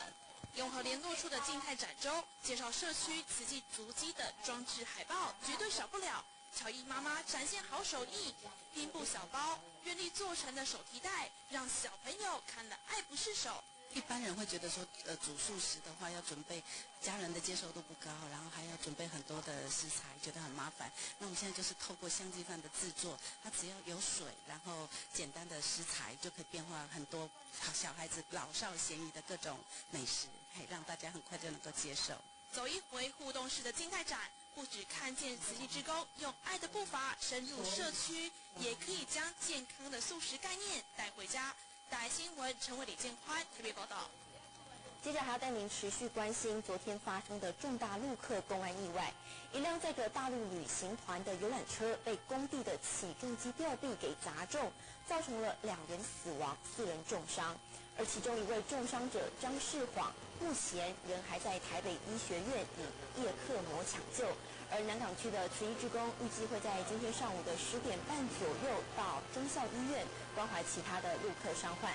另外，交通部的观光局也已经协调帮助伤亡者的大陆家属赶办签证，今天家属们就会陆续离开。好，昨天这起重大的公安意外，慈济人立即是前往抚慰关怀，提供及时的协助。而正言上人除了感叹人生无常，也说现在很多人都会希望要四处旅游、游山玩水，却忽略了其实最美的风景在人的心中。做好心灵的环保，同样也可以平息心灵贪念的风暴。发生在24号下午，载着大陆旅行团的游览车不幸被工地起重机的吊臂砸中，造成旅客2死4伤的意外。慈济人迅速动员，分别前往医院还有现场进行关怀，同时也为往生者助念。现代交通发达，很多人都希望四处游历，饱览群胜，却忘了最美丽的风景其实是在人人的心中。但愿人人把心胸开阔，用心眼来观赏天下。最美的风景应该是内观自信啊，我们心灵的风光啊，真美啊！可是我们人人都疏忽掉了。这个心灵的风光。做好心灵的环保同样也很重要。住在台北石牌的吴宗雄，曾经长达30年沉溺在酒国的世界中，不但因为酗酒而失业，就连家人也失望至极。没想到他却从大爱剧场的故事里看到了不一样的人生，下定决心戒了酒，还走进慈济世界里，正式受证成慈诚。这个心灵的贪欲风暴呢，那一起就如千尺浪潮。不也说过吗？爱河千秋龙啊，苦海万重坡，不是吗？我们在佛经里面偈文里面也有这样的一段话，要如何呢？免除了这样的苦难沉溺在千尺暴浪中，唯有一个方法，回头是岸大爱能抚慰苦难，也能治疗心病，净化人心。善念的坚持，跨越了各种隔阂阻碍，期盼爱心的带动，接引更多人一起加入行走菩萨道。大爱新闻进入温国家花莲报道。面对全球金融危机 ，G20 20国集团有一半以上都企图想要采取贸易壁垒政策，想要用保护主义来保护自己国家的经济。不过，这样的保障经济恐怕会造成另一波的全球危机，尤其是贫穷国家恐怕会最先受害。世界银行就预估，在东欧以及中亚地区将会有高达3500万人将会因此陷入贫困的生活。The region is obviously the one that has been hardest hit by the crisis, and that is basically because the region has been also one that has been the closest integrated with global financial markets in particular, and therefore the transmission is particularly fast. 这一波的金融危机在东欧以及中亚地区，过去10年来已经脱离贫穷生活的人，到了2010年又将会有1/3，差不多是3500万人将会被迫重回过去贫穷的生活。而这些国家的财政赤字高，外汇市场又不稳定，还有遭遇前所未见的高失业率，不只是东欧以及中亚。国际货币基金就指出，非洲目前的经济比半年前还要更糟，到了2010年，经济成长还会没有办法恢复到金融危机前的水准，因此呼吁各国提供更多的援助给贫穷的国家。在天气方面，今天受到锋面的影响，气温是明显的下降，天气转凉了。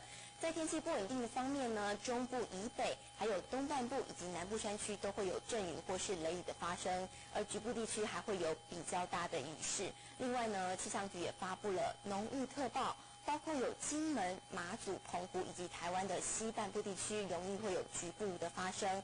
而目前马祖的能见度还不到200公尺，要请您特别留意了。来关心详细的温度数据。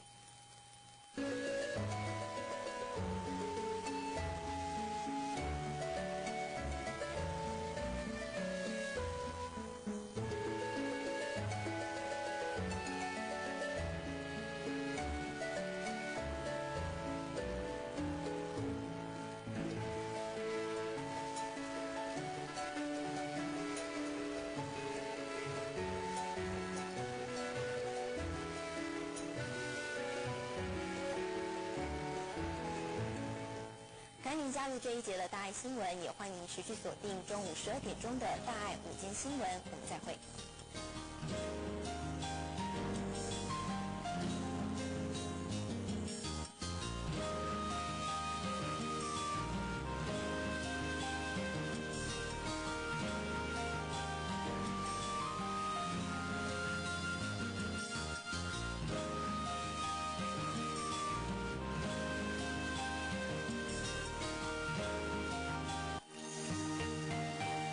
接下来，请继续收看静思书生心灵讲座。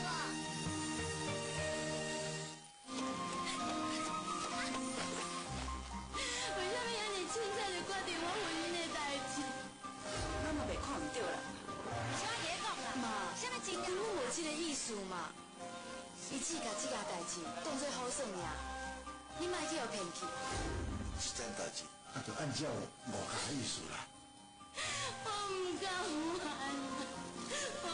幸福一流车，台湾时间每晚8点。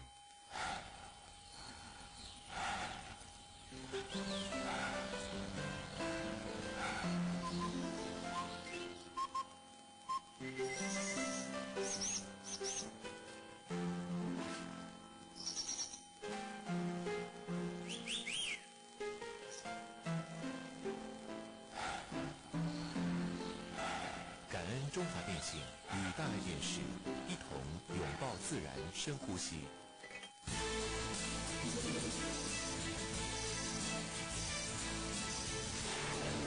或许你会说，往后我不在人间了，这么多垃圾关我什么事？但想想，你所爱的人将不断在这块土地上世代繁衍，我们留给他们的是什么样的地球呢？本周正言法师菩提心要：零垃圾无世貌。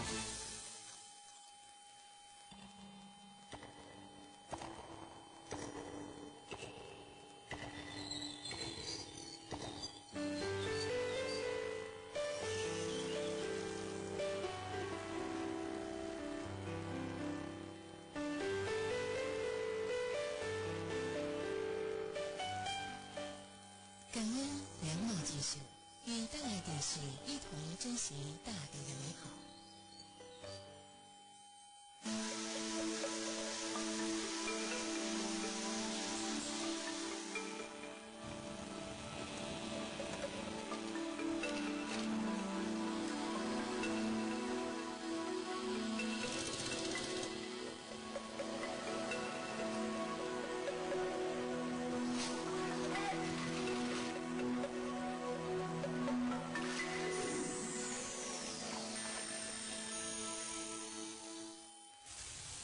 365天，可以让幼苗结成稻穗，也可以让受伤的心重燃希望。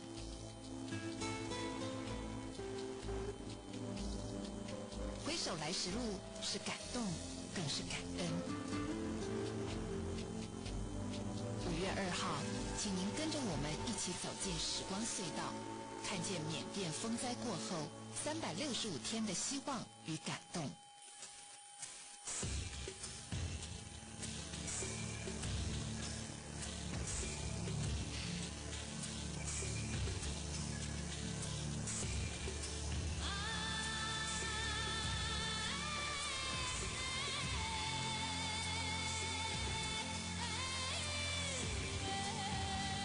感恩明台化工与大爱电视一同珍惜生命的美好。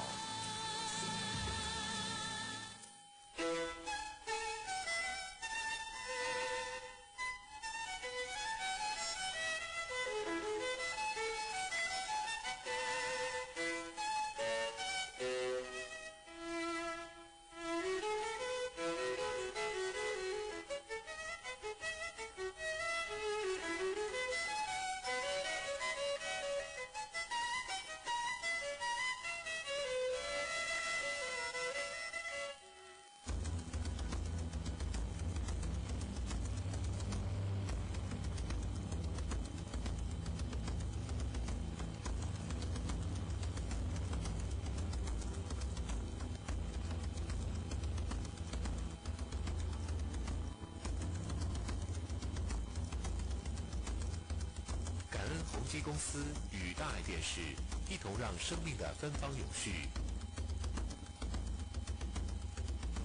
应该是做事的，无是人大，做事。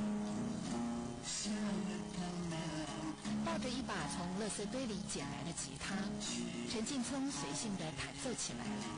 在孤寂的乐音里，陈劲聪拉开了他一生飘零的生命记忆。每周六晚上6点，邀您一起看见幸福的力量。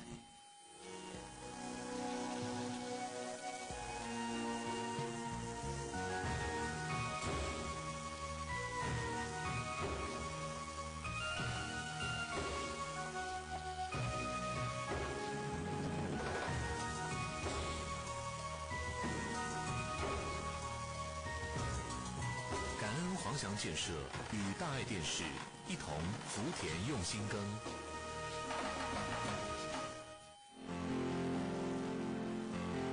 不论做什么工作，总有疲累之时，累了就换另一种工作来做，这样不但能把握时间，也可获得休息的功效。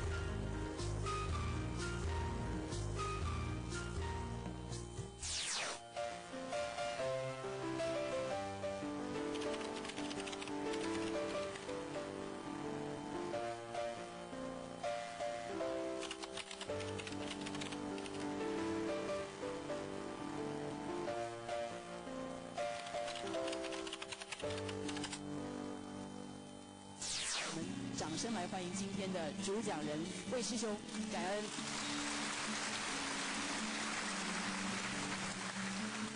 在1996年的时候哈，对于魏师兄来讲是非常深刻的一年啊。他是第一次和慈济一些志工呢到河北省去做动力发放哈。那时候河北省发生了这个水灾哈，在那一次呢，魏师兄有一个相当大的一个这个体会哈。我们是不是也请魏师兄来分享那一次啊你的一个这个心情好吗？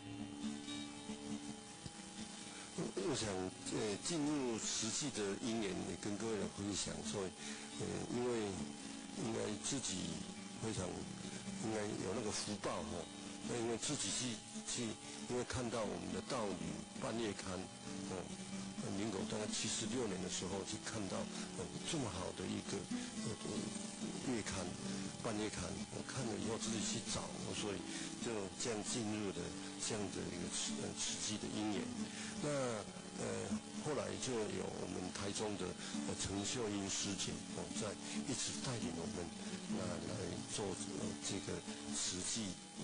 那但我1993年大概就去大陆了。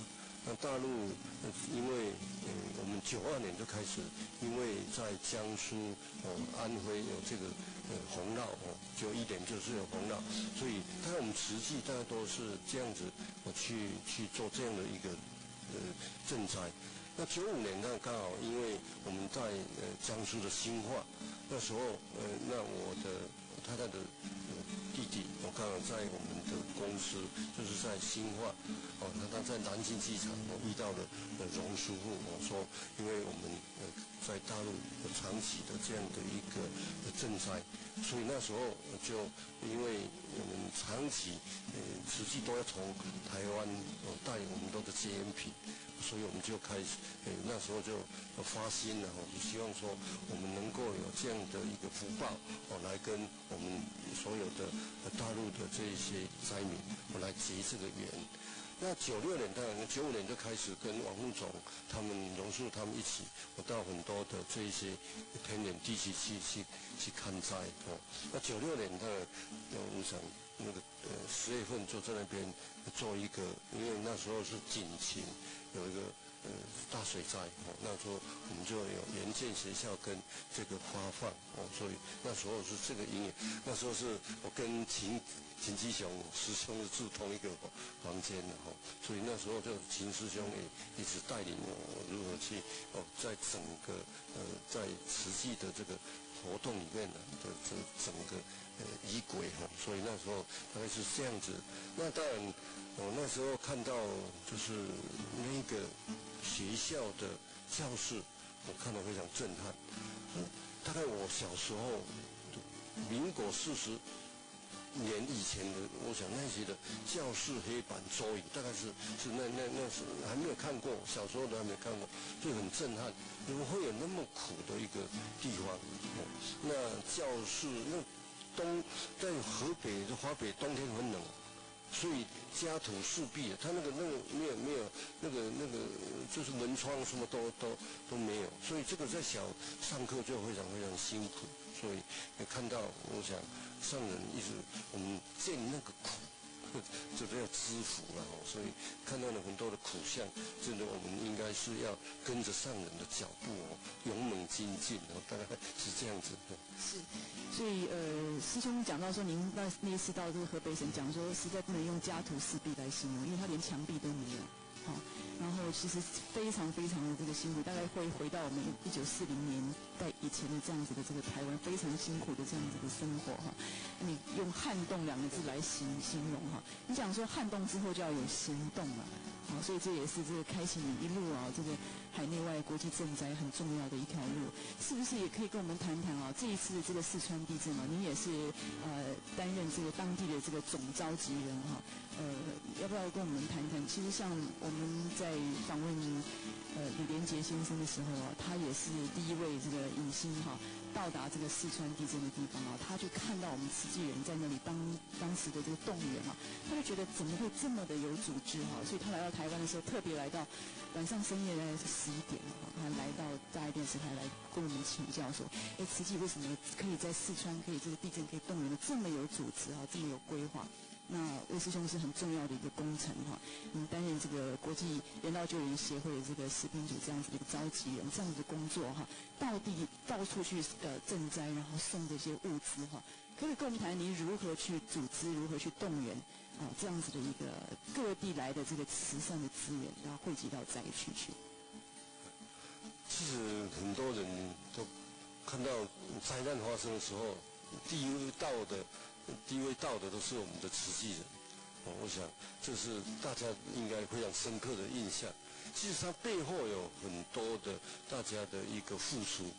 比如说我们黄华德师兄，我们跟他在他的带领之下，我们就2004年就我们成立了这个人道援助会。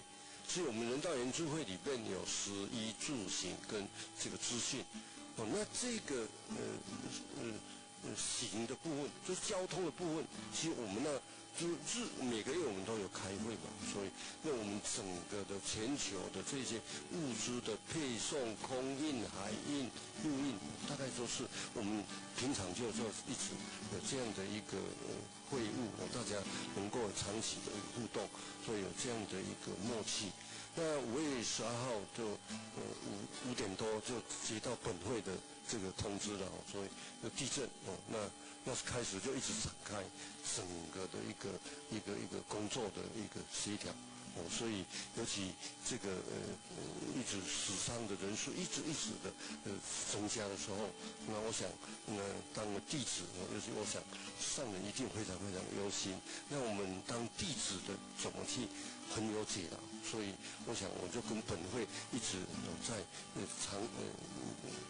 大概每个小时不断的去24小时一直在联络。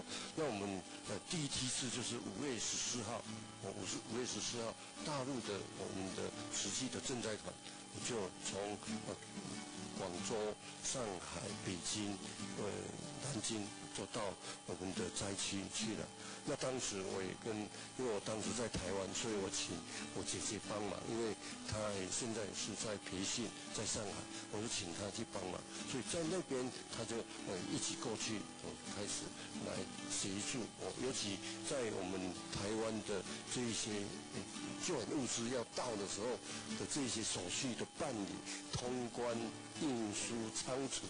这是非常大的因为那时候已经所有都是军方接管，所以那我们因为公司那边有我们的物流公司，那我们也有4位总经理就在那边就是 stand by 全力的来支援台湾我们慈济功德会。那5月15号我们有台湾的第一团，所以我请我们的这个我们廖师先也一起去，希望说他跟我们的公司的员工会熟，所以在那边一起去参加来协助我们的整个救灾的工作。那后来我在5月31号在到那边呢，跟王副总跟很多这些地方的这些官员当然去拜访，还有我们建立的第3个这个香积的点，桐花村的点，那时候去建立，大概这个应该是我们因为当上人的弟子，这个灾难的时候，我们怎样的去动员来付出，这是在整个四川这些地震的这些的因缘做一个说明。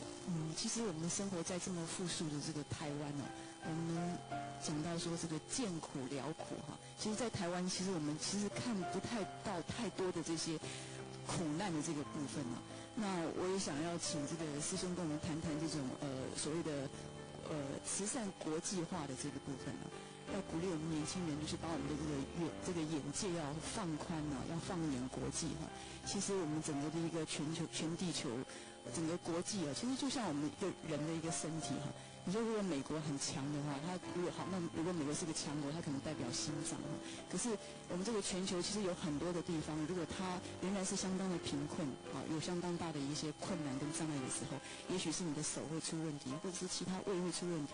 那这样的话，其实如果我们没有办法把我们整个的全球每一个地方的一些人种文化看成是一体的时候其实这就会是一个全球的一个灾难你整个人也没有办法健康起来怎么样培养这样子的国际观？在台湾大家这么幸福大家吹冷气这个看电视这么发达，物资这么充沛，怎么样子让大家能够去真的打开国际观？所谓艰苦辽苦国际慈善化这个部分，是不是请魏师兄支援地震，然后做了这么多的一些赈灾活动，看了这么多的苦难，可不可以做一些见证？我想在我们土耳其大地震的时候，那时候我们在街头募款，很多人说台湾不救的是救土耳其，所以1999年，那隔一个月我们就921了，所以上人非常有远见，但是我们其实地球，我们是大家如何去共治这个善业，那你恶业就会远离。我想这是一直我们跟上人学这样子的一个理念。所以，在921发生以后，那我们的国人就会体悟到，就是我们没有这个爱的种子没有国际化了所以我们希望说，这个只是一个我们抛砖引玉其实上人一直在去推动的。我们希望说，这个善的力量能够到全球每一个角落。那个全球的每一个角落，你看到其实我们国际化的这个部分，比如说印尼、马来西亚、新加坡。全球有30几个国家的这些慈济的这些分会，其实他都用当地的资源，没有拿台湾的资源，但是都用台湾的名义去做这个爱的种子的播种。所以我想我们也非常，我说今天我们的专业管理协会的，这些都是我们社会的精英因为它的影响是到金字塔。所以我们也希望说，这个如何去来学习这个善的爱的播种，那我们希望说大家能够一起齐心协力，能够把台湾以善跟爱为宝来。我们说很多国外的人总来问说，台湾以什么为宝？我们如果大家都能以善以爱为宝，这是大家每一个我们现在在座的每一个都是我们的善的种子。那我们应该大家一起来做这样的一个行菩萨道的菩萨。我们也知道您这个捐了1200坪的这个土地在您这个家乡做这个慈济的这个环保回收站创造这样的一个福田让更多的人能够来参与我们也很想知道，就是魏师兄您对于这个怎么样子理财所谓的这个财富观可以跟我们谈谈，就是说为什么会做这样子的这个奉献那财富对于您来讲是一个什么样子的意义啊？这个部分我想很多年轻人他们现在正积极努力的在创造自己的财富哈。那怎么样子理财？那您会有这样子的一个发心奉献啊？到最后是可以捐出去1200平土地，让大家一起来创造这个福田。这里面的一些价值观的不同，可不可以跟所有的年轻人来分享这个部分？你怎么理财？你的财富观是什么？我们这个财富观当然每个人大概不大一样哦。那我个人，但是从我们现在在家族也在规划我们的一些未来的这些分配的事哦。那我跟我的师姐跟小孩讲了，所以我希望说，将来的这一些所得只是做分作4个小孩嘛，再增加就是连公益的部分把它分作5份，大概20%，就是20%，当为我们这个未来他们的整个资产的配置所以这个也因为一些家族的这些财产的规划，我大概有写这样的一个，也跟我们的小孩对。跟小孩，但跟太太的师姐大概都谈了所以就是立这样的一个心愿是不是一个因为上人一直在讲这个多一个零少一个零那你如何去把这一些爱的付出如何把这一些其实那个就你用呀这个钱财是就你用，所以我想这是我们在整个财富我的观念里面大概是比较具体，大概是这样子的一个规划跟各位来分享。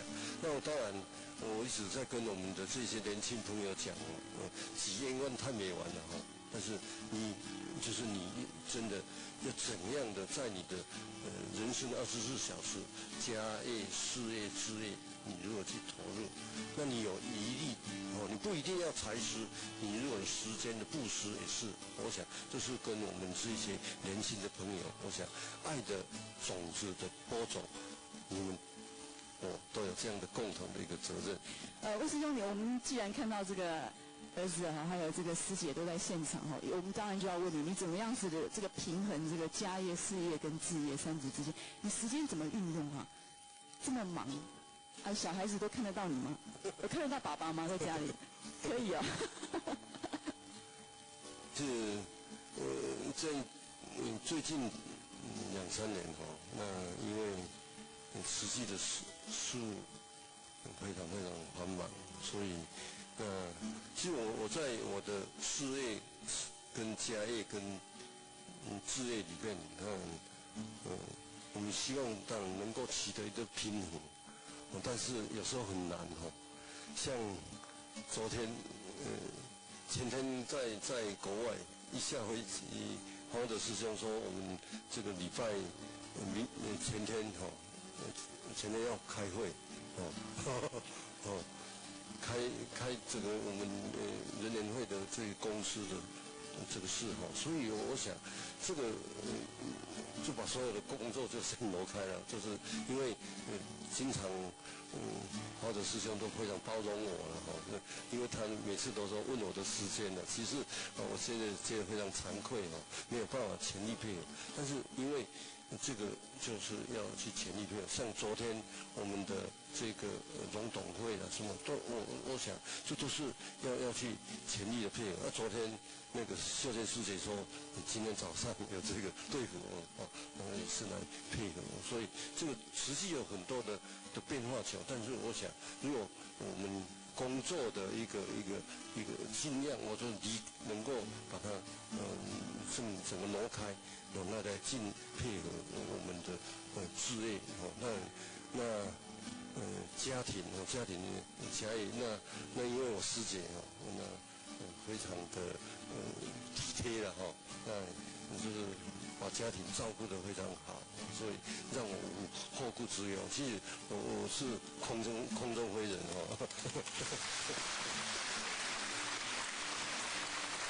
也是谢谢一个鼓励哦，真的是感恩是。尤其青老师，他锲而不舍，所以我怕耽误到他，因为这个也约了好几次了，所以青儿也给他加油一下，青儿真的是不遗余力要请这位师兄来分享哈，这样，是。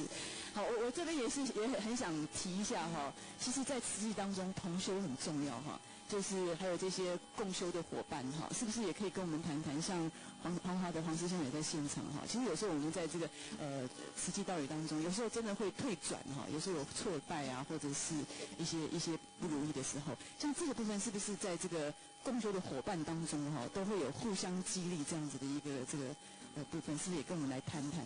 也交到了很多的好朋友哈。因为我们当然进入慈济的这个大家庭，就有很多的善的知识哈，所以那这善的知识就是希望大家能够互相的牵引其实我对慈济的心就是一直在讲佛心师智上人那个智，所以我在这一路走来，我想我就是跟着上人的脚步，一直在走，但是应该懈怠了，我们跟不上这个上人的这个推动的这个四大志业八大脚印。但是我想我时间允许，我一定要来全力以赴，希望说我们就是跟着上人的脚步来走。是，谢谢魏师兄啊，在这里分享非常珍贵的一些生命的智慧哈。我想今天真的是非常的感动啊。我们其实在整个的一个领导人的一个发展的一个过程当中哦，其实我们会看到我们要面临到很多的一些不同的一些挑战，有很多不同的一些经验必须去累积，包括有很多的一些各种不同的一些这个评价哈。我想这些都是我们的一些人生的一些智慧哈，在发展领袖人这样的一个过程当中，都是我们必须要去包容，必须要去面对哈。然后我们在这里要非常谢谢大家，那也祝福各位年轻的企业家、年轻的主管朋友们能够有一个非常美好的一个福慧双修的未来。非常谢谢，我们也感恩魏师兄，我们今天的节目就到这里，我们要非常谢谢。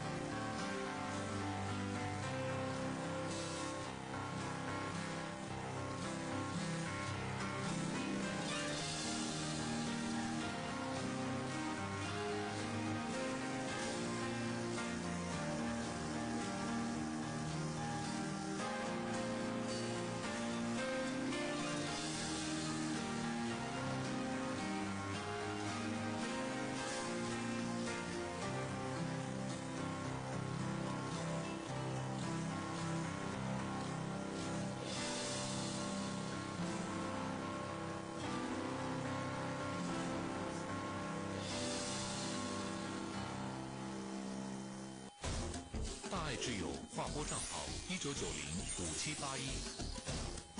户名慈济传播人文基金会。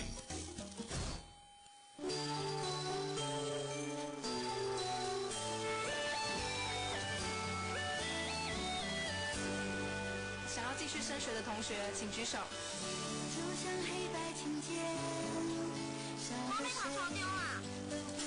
你来遐拢无读册啊？你要干啥啥？就像白天黑夜，不重叠，也紧紧相随。虽然来自不同的世界，却有着一样的体会。生命不该只有一种梦想，何苦拼命的追？学姐，一共200，重新准备购。那是哦，有机会会当做头家，爱做啥就来做啥，说实在啦。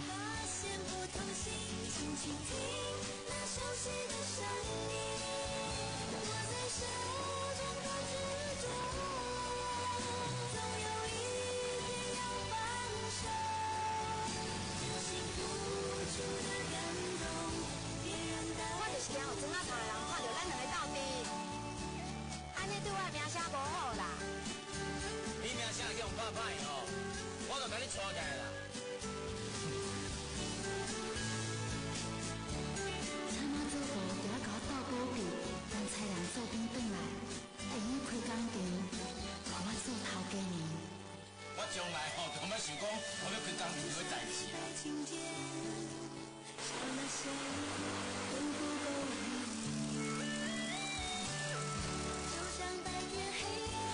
细卡人两卡呢，是要等到什么时阵才会当买厝啊？57万哦！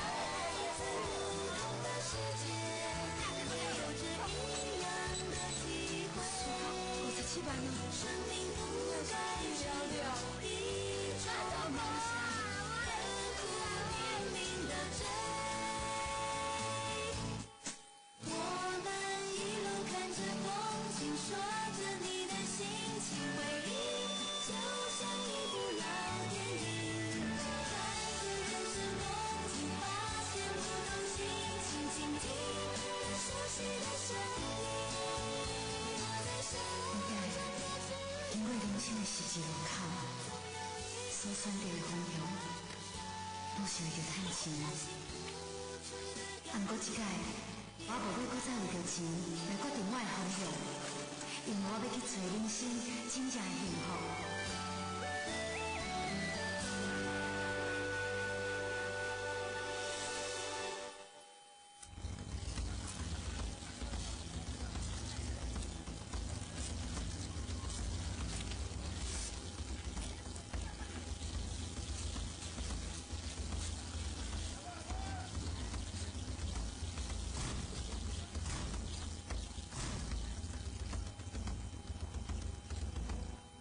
感恩奇美集团、蒲真建设与大爱电视一同用心爱地球。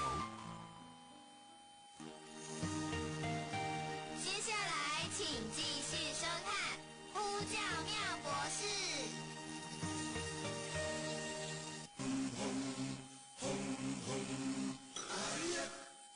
他已经洗肾14年了，不过每天黄昏他仍会出门做环保。并且每个月固定有7天到大林慈济医院当志工，帮病人翻身洗澡。4月28号晚间10点，看何正义、蔡玉芝夫妻同心，勇敢面对生命难关的故事，在大爱人物志。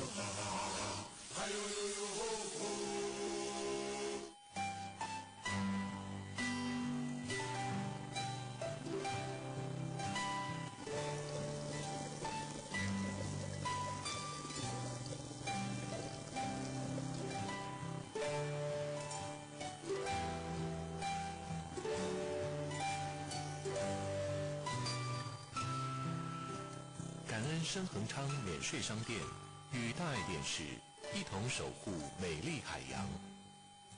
人对于生应该有一个责任，会有一种不能停止的欲望，想看到自己成长。我们剧场人其实这样的一个剧场里面那么强烈的戏剧的冲击里面，在我们的生命里面反射的很多。我觉得这南宁30让我们回头看，我看见他们背后的那个人，那个剧场人，他们一路怎么走来的，他们的成长。我们一日是剧场人，终身是剧场人。是。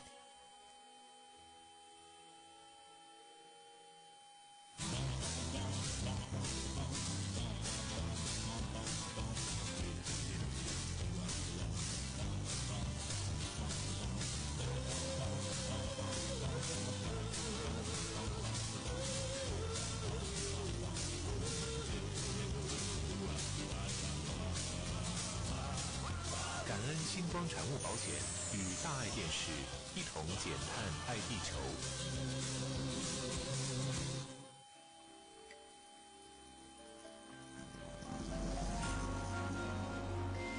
大爱电视向全世界问好。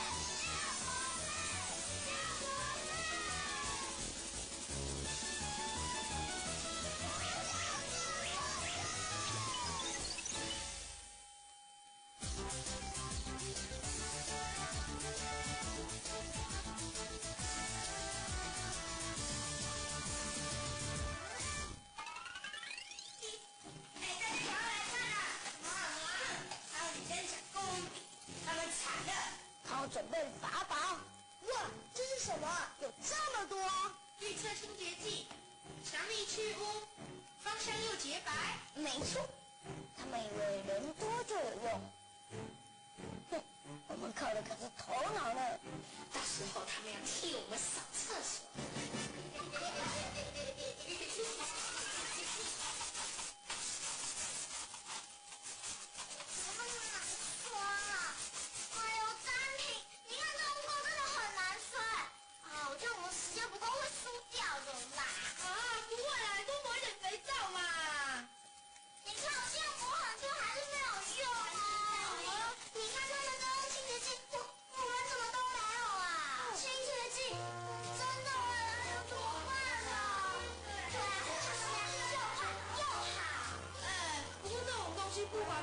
而且可能会有毒哎，有毒，我觉得不太好啦，我们还是用肥皂水就好了。好啦，各位大家快看快看，这是什么啊？这是我妈在夜市买的超级清洁剂哦。我看老板轻轻的抹一下，脏的污垢马上就清洁溜溜，超赞的。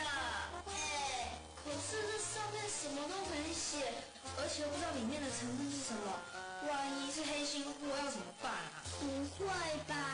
这又不是要吃的，没关系啦。对啊，没关系啊，我现在试试看好了。对啊，来试试看嘛。好像，可不可以有人帮我拿水来啊？好，马上来。哦，这味道好香哎，可是好像有比较好刷哎。来了，水来了。哇！真的很省力，真是太棒了！那快点来用吧，我们已经快来不及了。对，我们快点来用吧。可是，你不要可是啦，顾客不想帮他们扫厕所。没错。说的也是。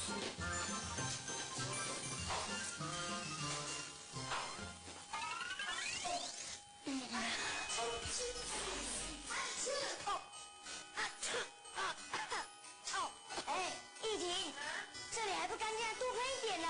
哎呦，已经喷很多了，味道好浓好臭，害我好想打喷嚏。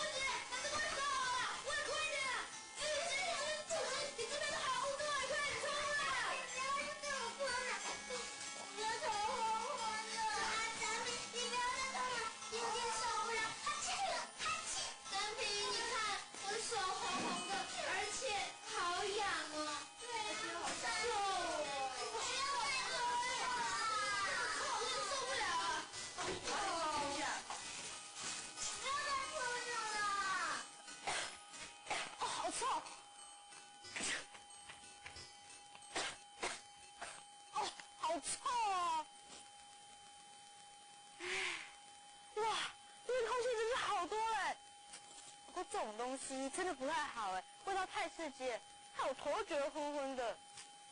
哎，对，哇，快上课哎，那说不定应该快撒好了吧？不行不行，我要去看一下。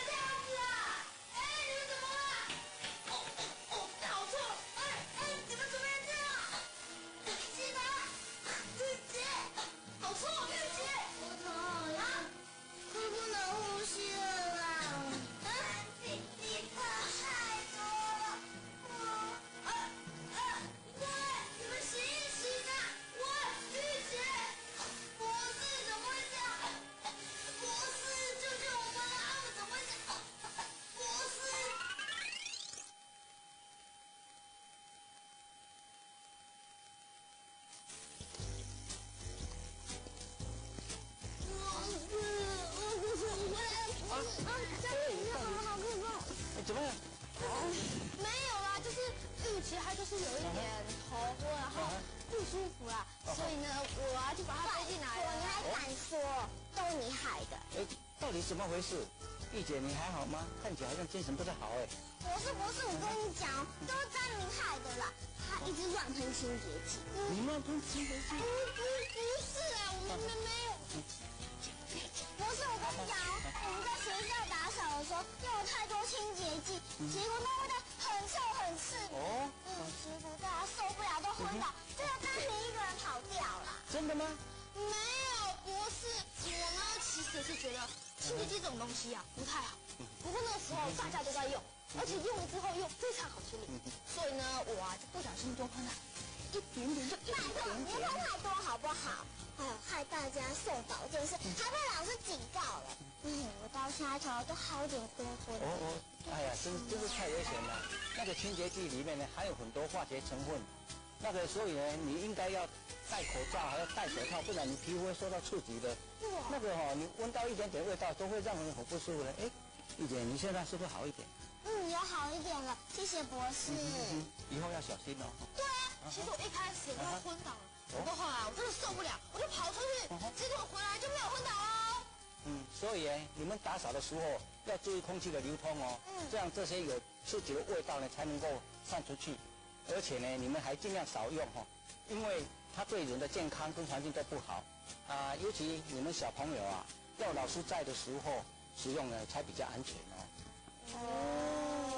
我知道了，下次我们应该先跟老师说，不要自己用这样的清洁剂。你们会晕倒了或者不舒服了，是因为这些清洁剂里面加了很多像是香精啊、这些荧光剂啊，还有抗菌剂啊等等。其实这些成分呢跟清洁是没有关系的，可是呢却会影响环境跟我们的健康。所以呢，它是使用太多的话呢，它会让我们的皮肤出疹子啊，眼睛呢会红肿，那也会让我们头会痛啊，会晕啊，还有可能会引起那个呼吸的困难。经常使用的话，也会造成慢性中毒，有害健康哦。哇，这么可怕！所以我就说嘛，我们一开始用肥皂就好啦。可是你后来还不是喷得那么高兴？不过用肥皂真的很难刷，都刷不掉。对啊，就是因为这样，我才会忍痛使用一点点。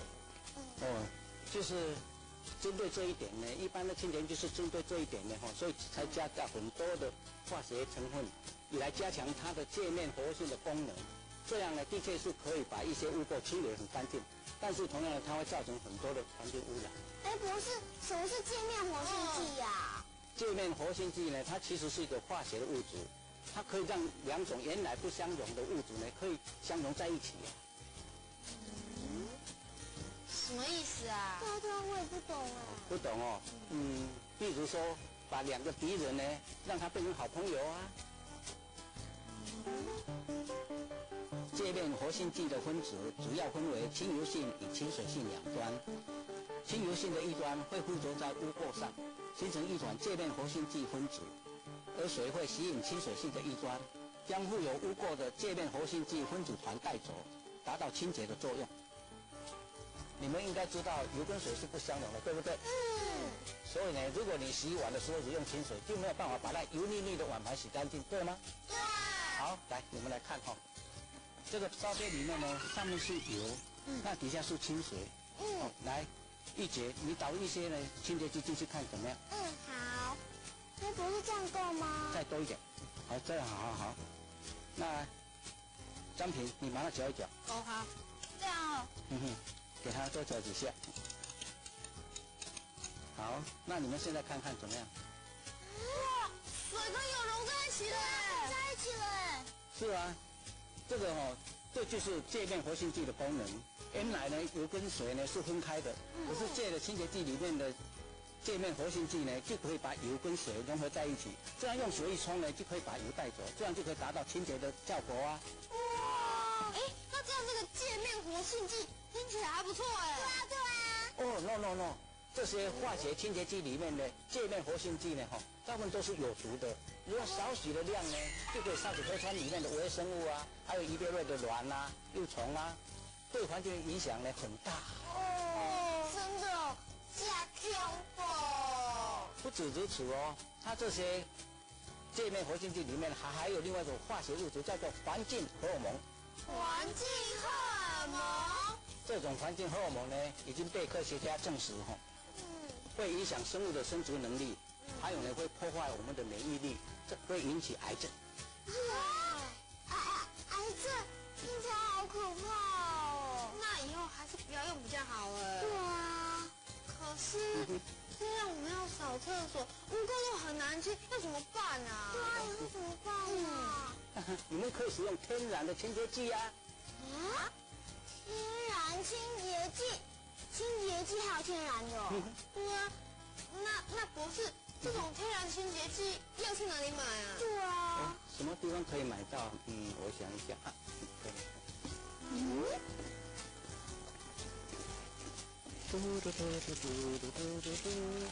好，找到了，来。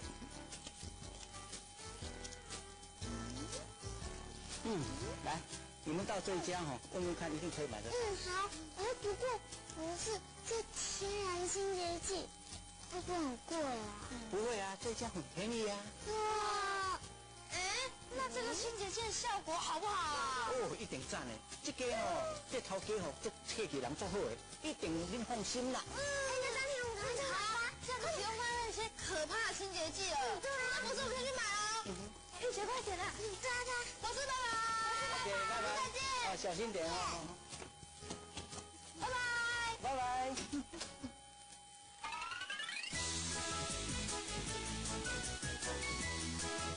寻找专家。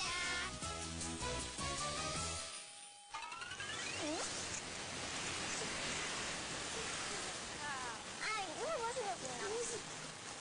好像很近嘞。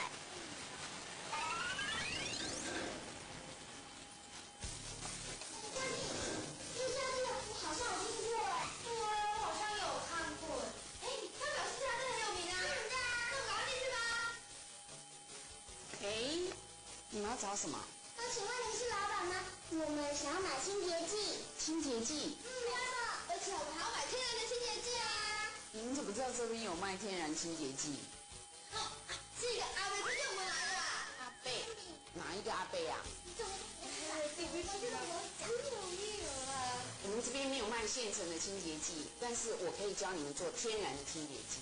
啊，用做的？不要，我没有买的比较快啊。大家不用啦，你们家又没有机器，要怎么做啊？放心啦，只要几个简单的步骤，你就可以自己在家里 DIY 了。真的吗？进来试试看啦。好。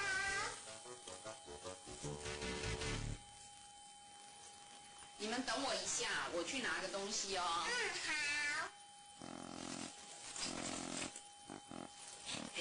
不觉得怪怪的吗？哪里怪？没有啊。哪有人自己做清洁剂的？而且那么好心，会不会等一下教我们的时候，突然跟我们收学分呀？收学分？说在骗人吧？可是博士不是叫我们来吗？当小助理就是要随时提高警觉，怎么办啊？那我们赶快走啊！你们要去哪里呀？不要走啊，就是在这里呀。没有啊，我们有一点事情要先走。是。你们刚刚不是说你们要来买清洁剂吗？对啊。来，我做给你们看。你们不是要买天然清洁剂吗？你们知道天然清洁剂的材料有哪些呢？不知道。来，你们看看桌上这是什么？这个呢？这个呢？小苏打。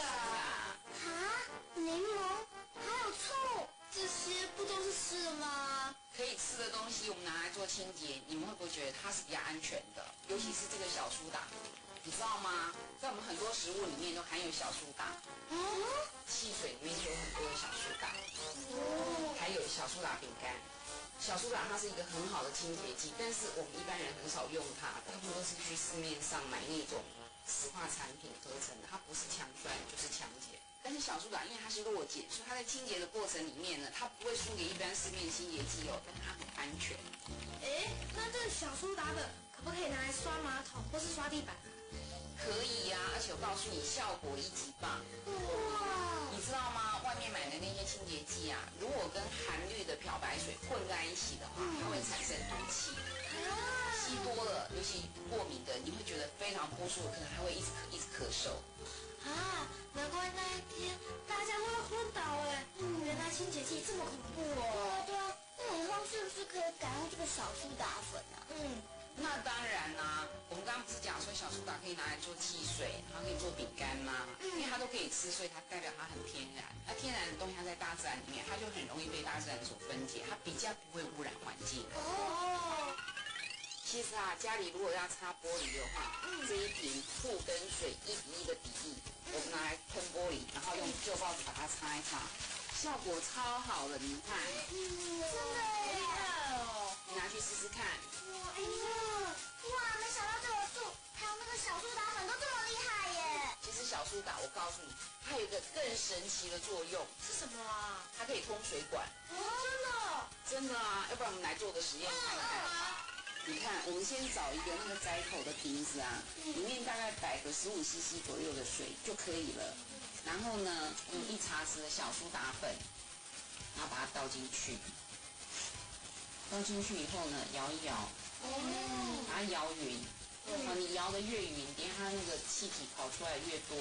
摇匀以后打开来，然后呢就放柠檬酸。我需要你来帮我的忙。好，这样吗？对。气球怎么变大了？对呀，你看那个气球，它可以让它膨胀，对不对？那我们就利用它这样冒气体的这个作用呢。如果你家的那个水管堵塞了，你就可以用这个气体，用柠檬酸、小苏打，让它这样子里面那个污垢让它在里面膨胀，然后再用大量的水去冲它。那如果用热水，效果会更好。这个东西啊，就是你们要买的天然清洁剂，这里全部都是哦。那这个就是你们还缺什么吗？这个要多少钱啊？这个因为都是天然的东西，我就算你们成本价就好了，500块就好了。但是呢，学费呀，你们跟我学要付学费呀。多少？一般大人我都收5万块，因为你们是小朋友，我收1折的价钱，5000块就 OK。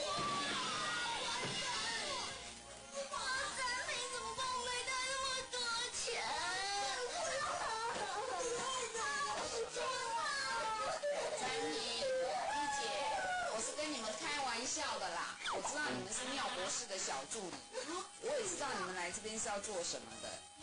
你们要来学做天然清洁剂的，对不对？真的假的？你没有骗我吗？吓死我了！好险！我告诉你，这些通通都是免费要送给你们的。而且呢，我还告诉你另外一个很好用的东西也是天然的。真的？好，快告诉我！你们看这是什么东西呀？柠檬，天然的柠檬。它可以做什么呢？家里的那个热水瓶里面不是经常都有垢吗？对不对？我们用这个。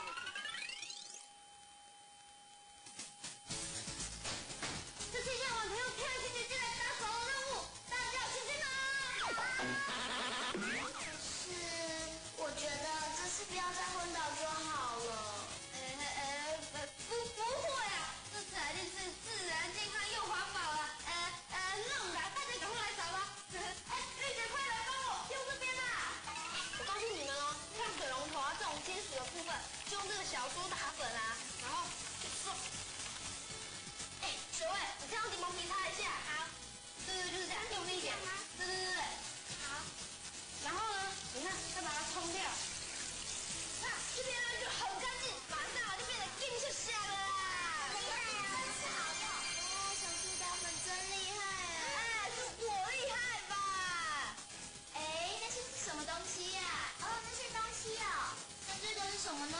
这瓶就是水加上醋的溶液啊！而且我告诉你哦，用这种溶液来清洁玻璃很好用哦。好，这个稀释过后的醋啊，喷在瓷砖的缝隙，这边还有这边都可以避免长霉菌斑了。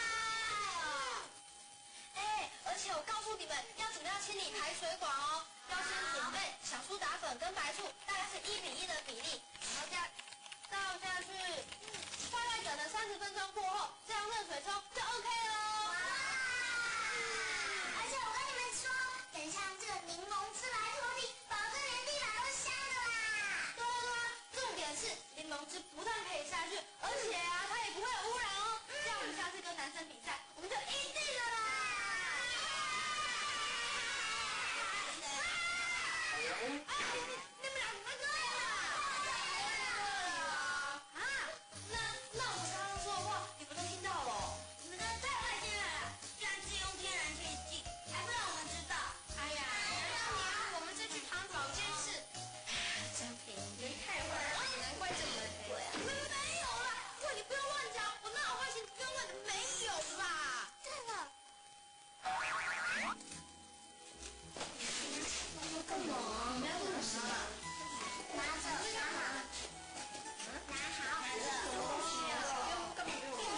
想要知道这些天然清洁剂的功用，要先用看就知道哦。所以先来帮我们扫一下吧，我们才能告诉你们要怎么用哦。那还等什么？快点来学吧！不要再用那些化学清洁剂了，害人害己，只有害人小话。你赶快过来扫啦！我怎么了？我也过来啦！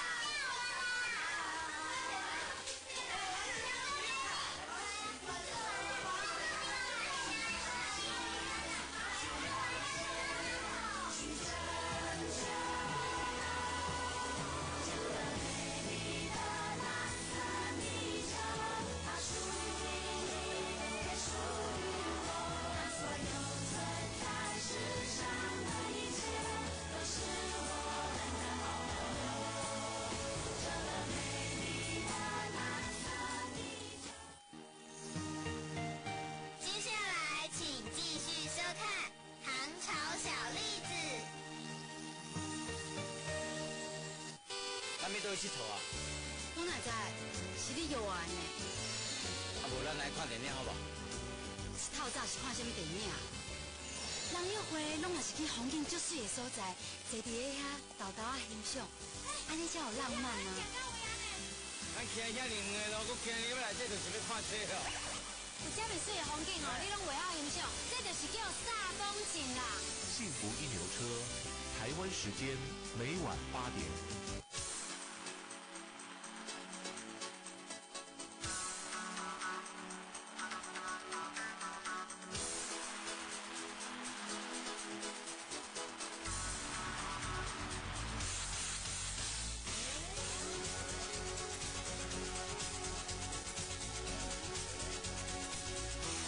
感恩拓凯实业股份有限公司与大爱电视一同享受健康新生活。康皇的柳丁以糖汁熬煮，调和出香气逼人的柳丁蜜，拌上马蹄粉做成的福田糕，香甜美味，让你无法忘怀。比1年轻，14年前在异乡开创福田，带领墨尔本的慈济人为社区服务。热爱烹饪的他，常常做点心去慰劳志工。4月27日下午5点，现代新素派李英清来上菜。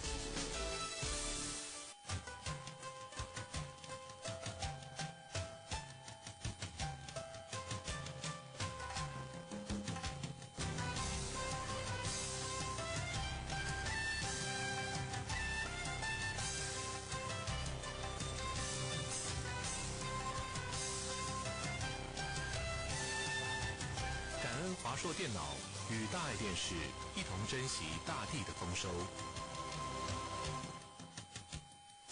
传统的、打包的、送礼的、悲伤的、享受的，对待这些生活中的好伙伴，除了动手资源回收，更要动脑精打细算，让我们的地球分分秒秒生生不息。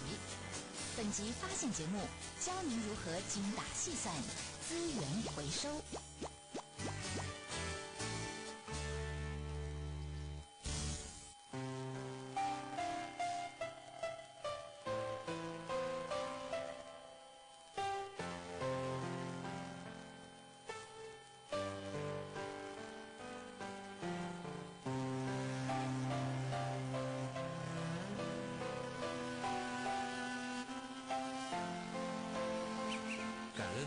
化工与大爱电视一同珍惜美好时光。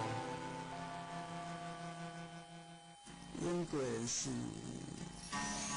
做生意啦，无人大，做生意。抱着一把从垃圾堆里捡来的吉他，陈劲聪随性地弹奏起来。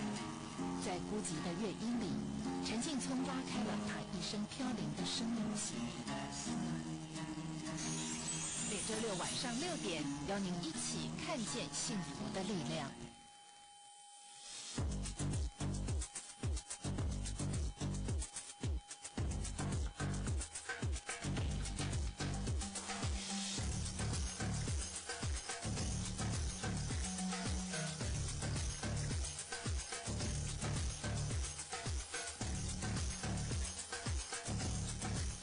感恩茂迪股份有限公司与慈济人文置业一同阅读大自然。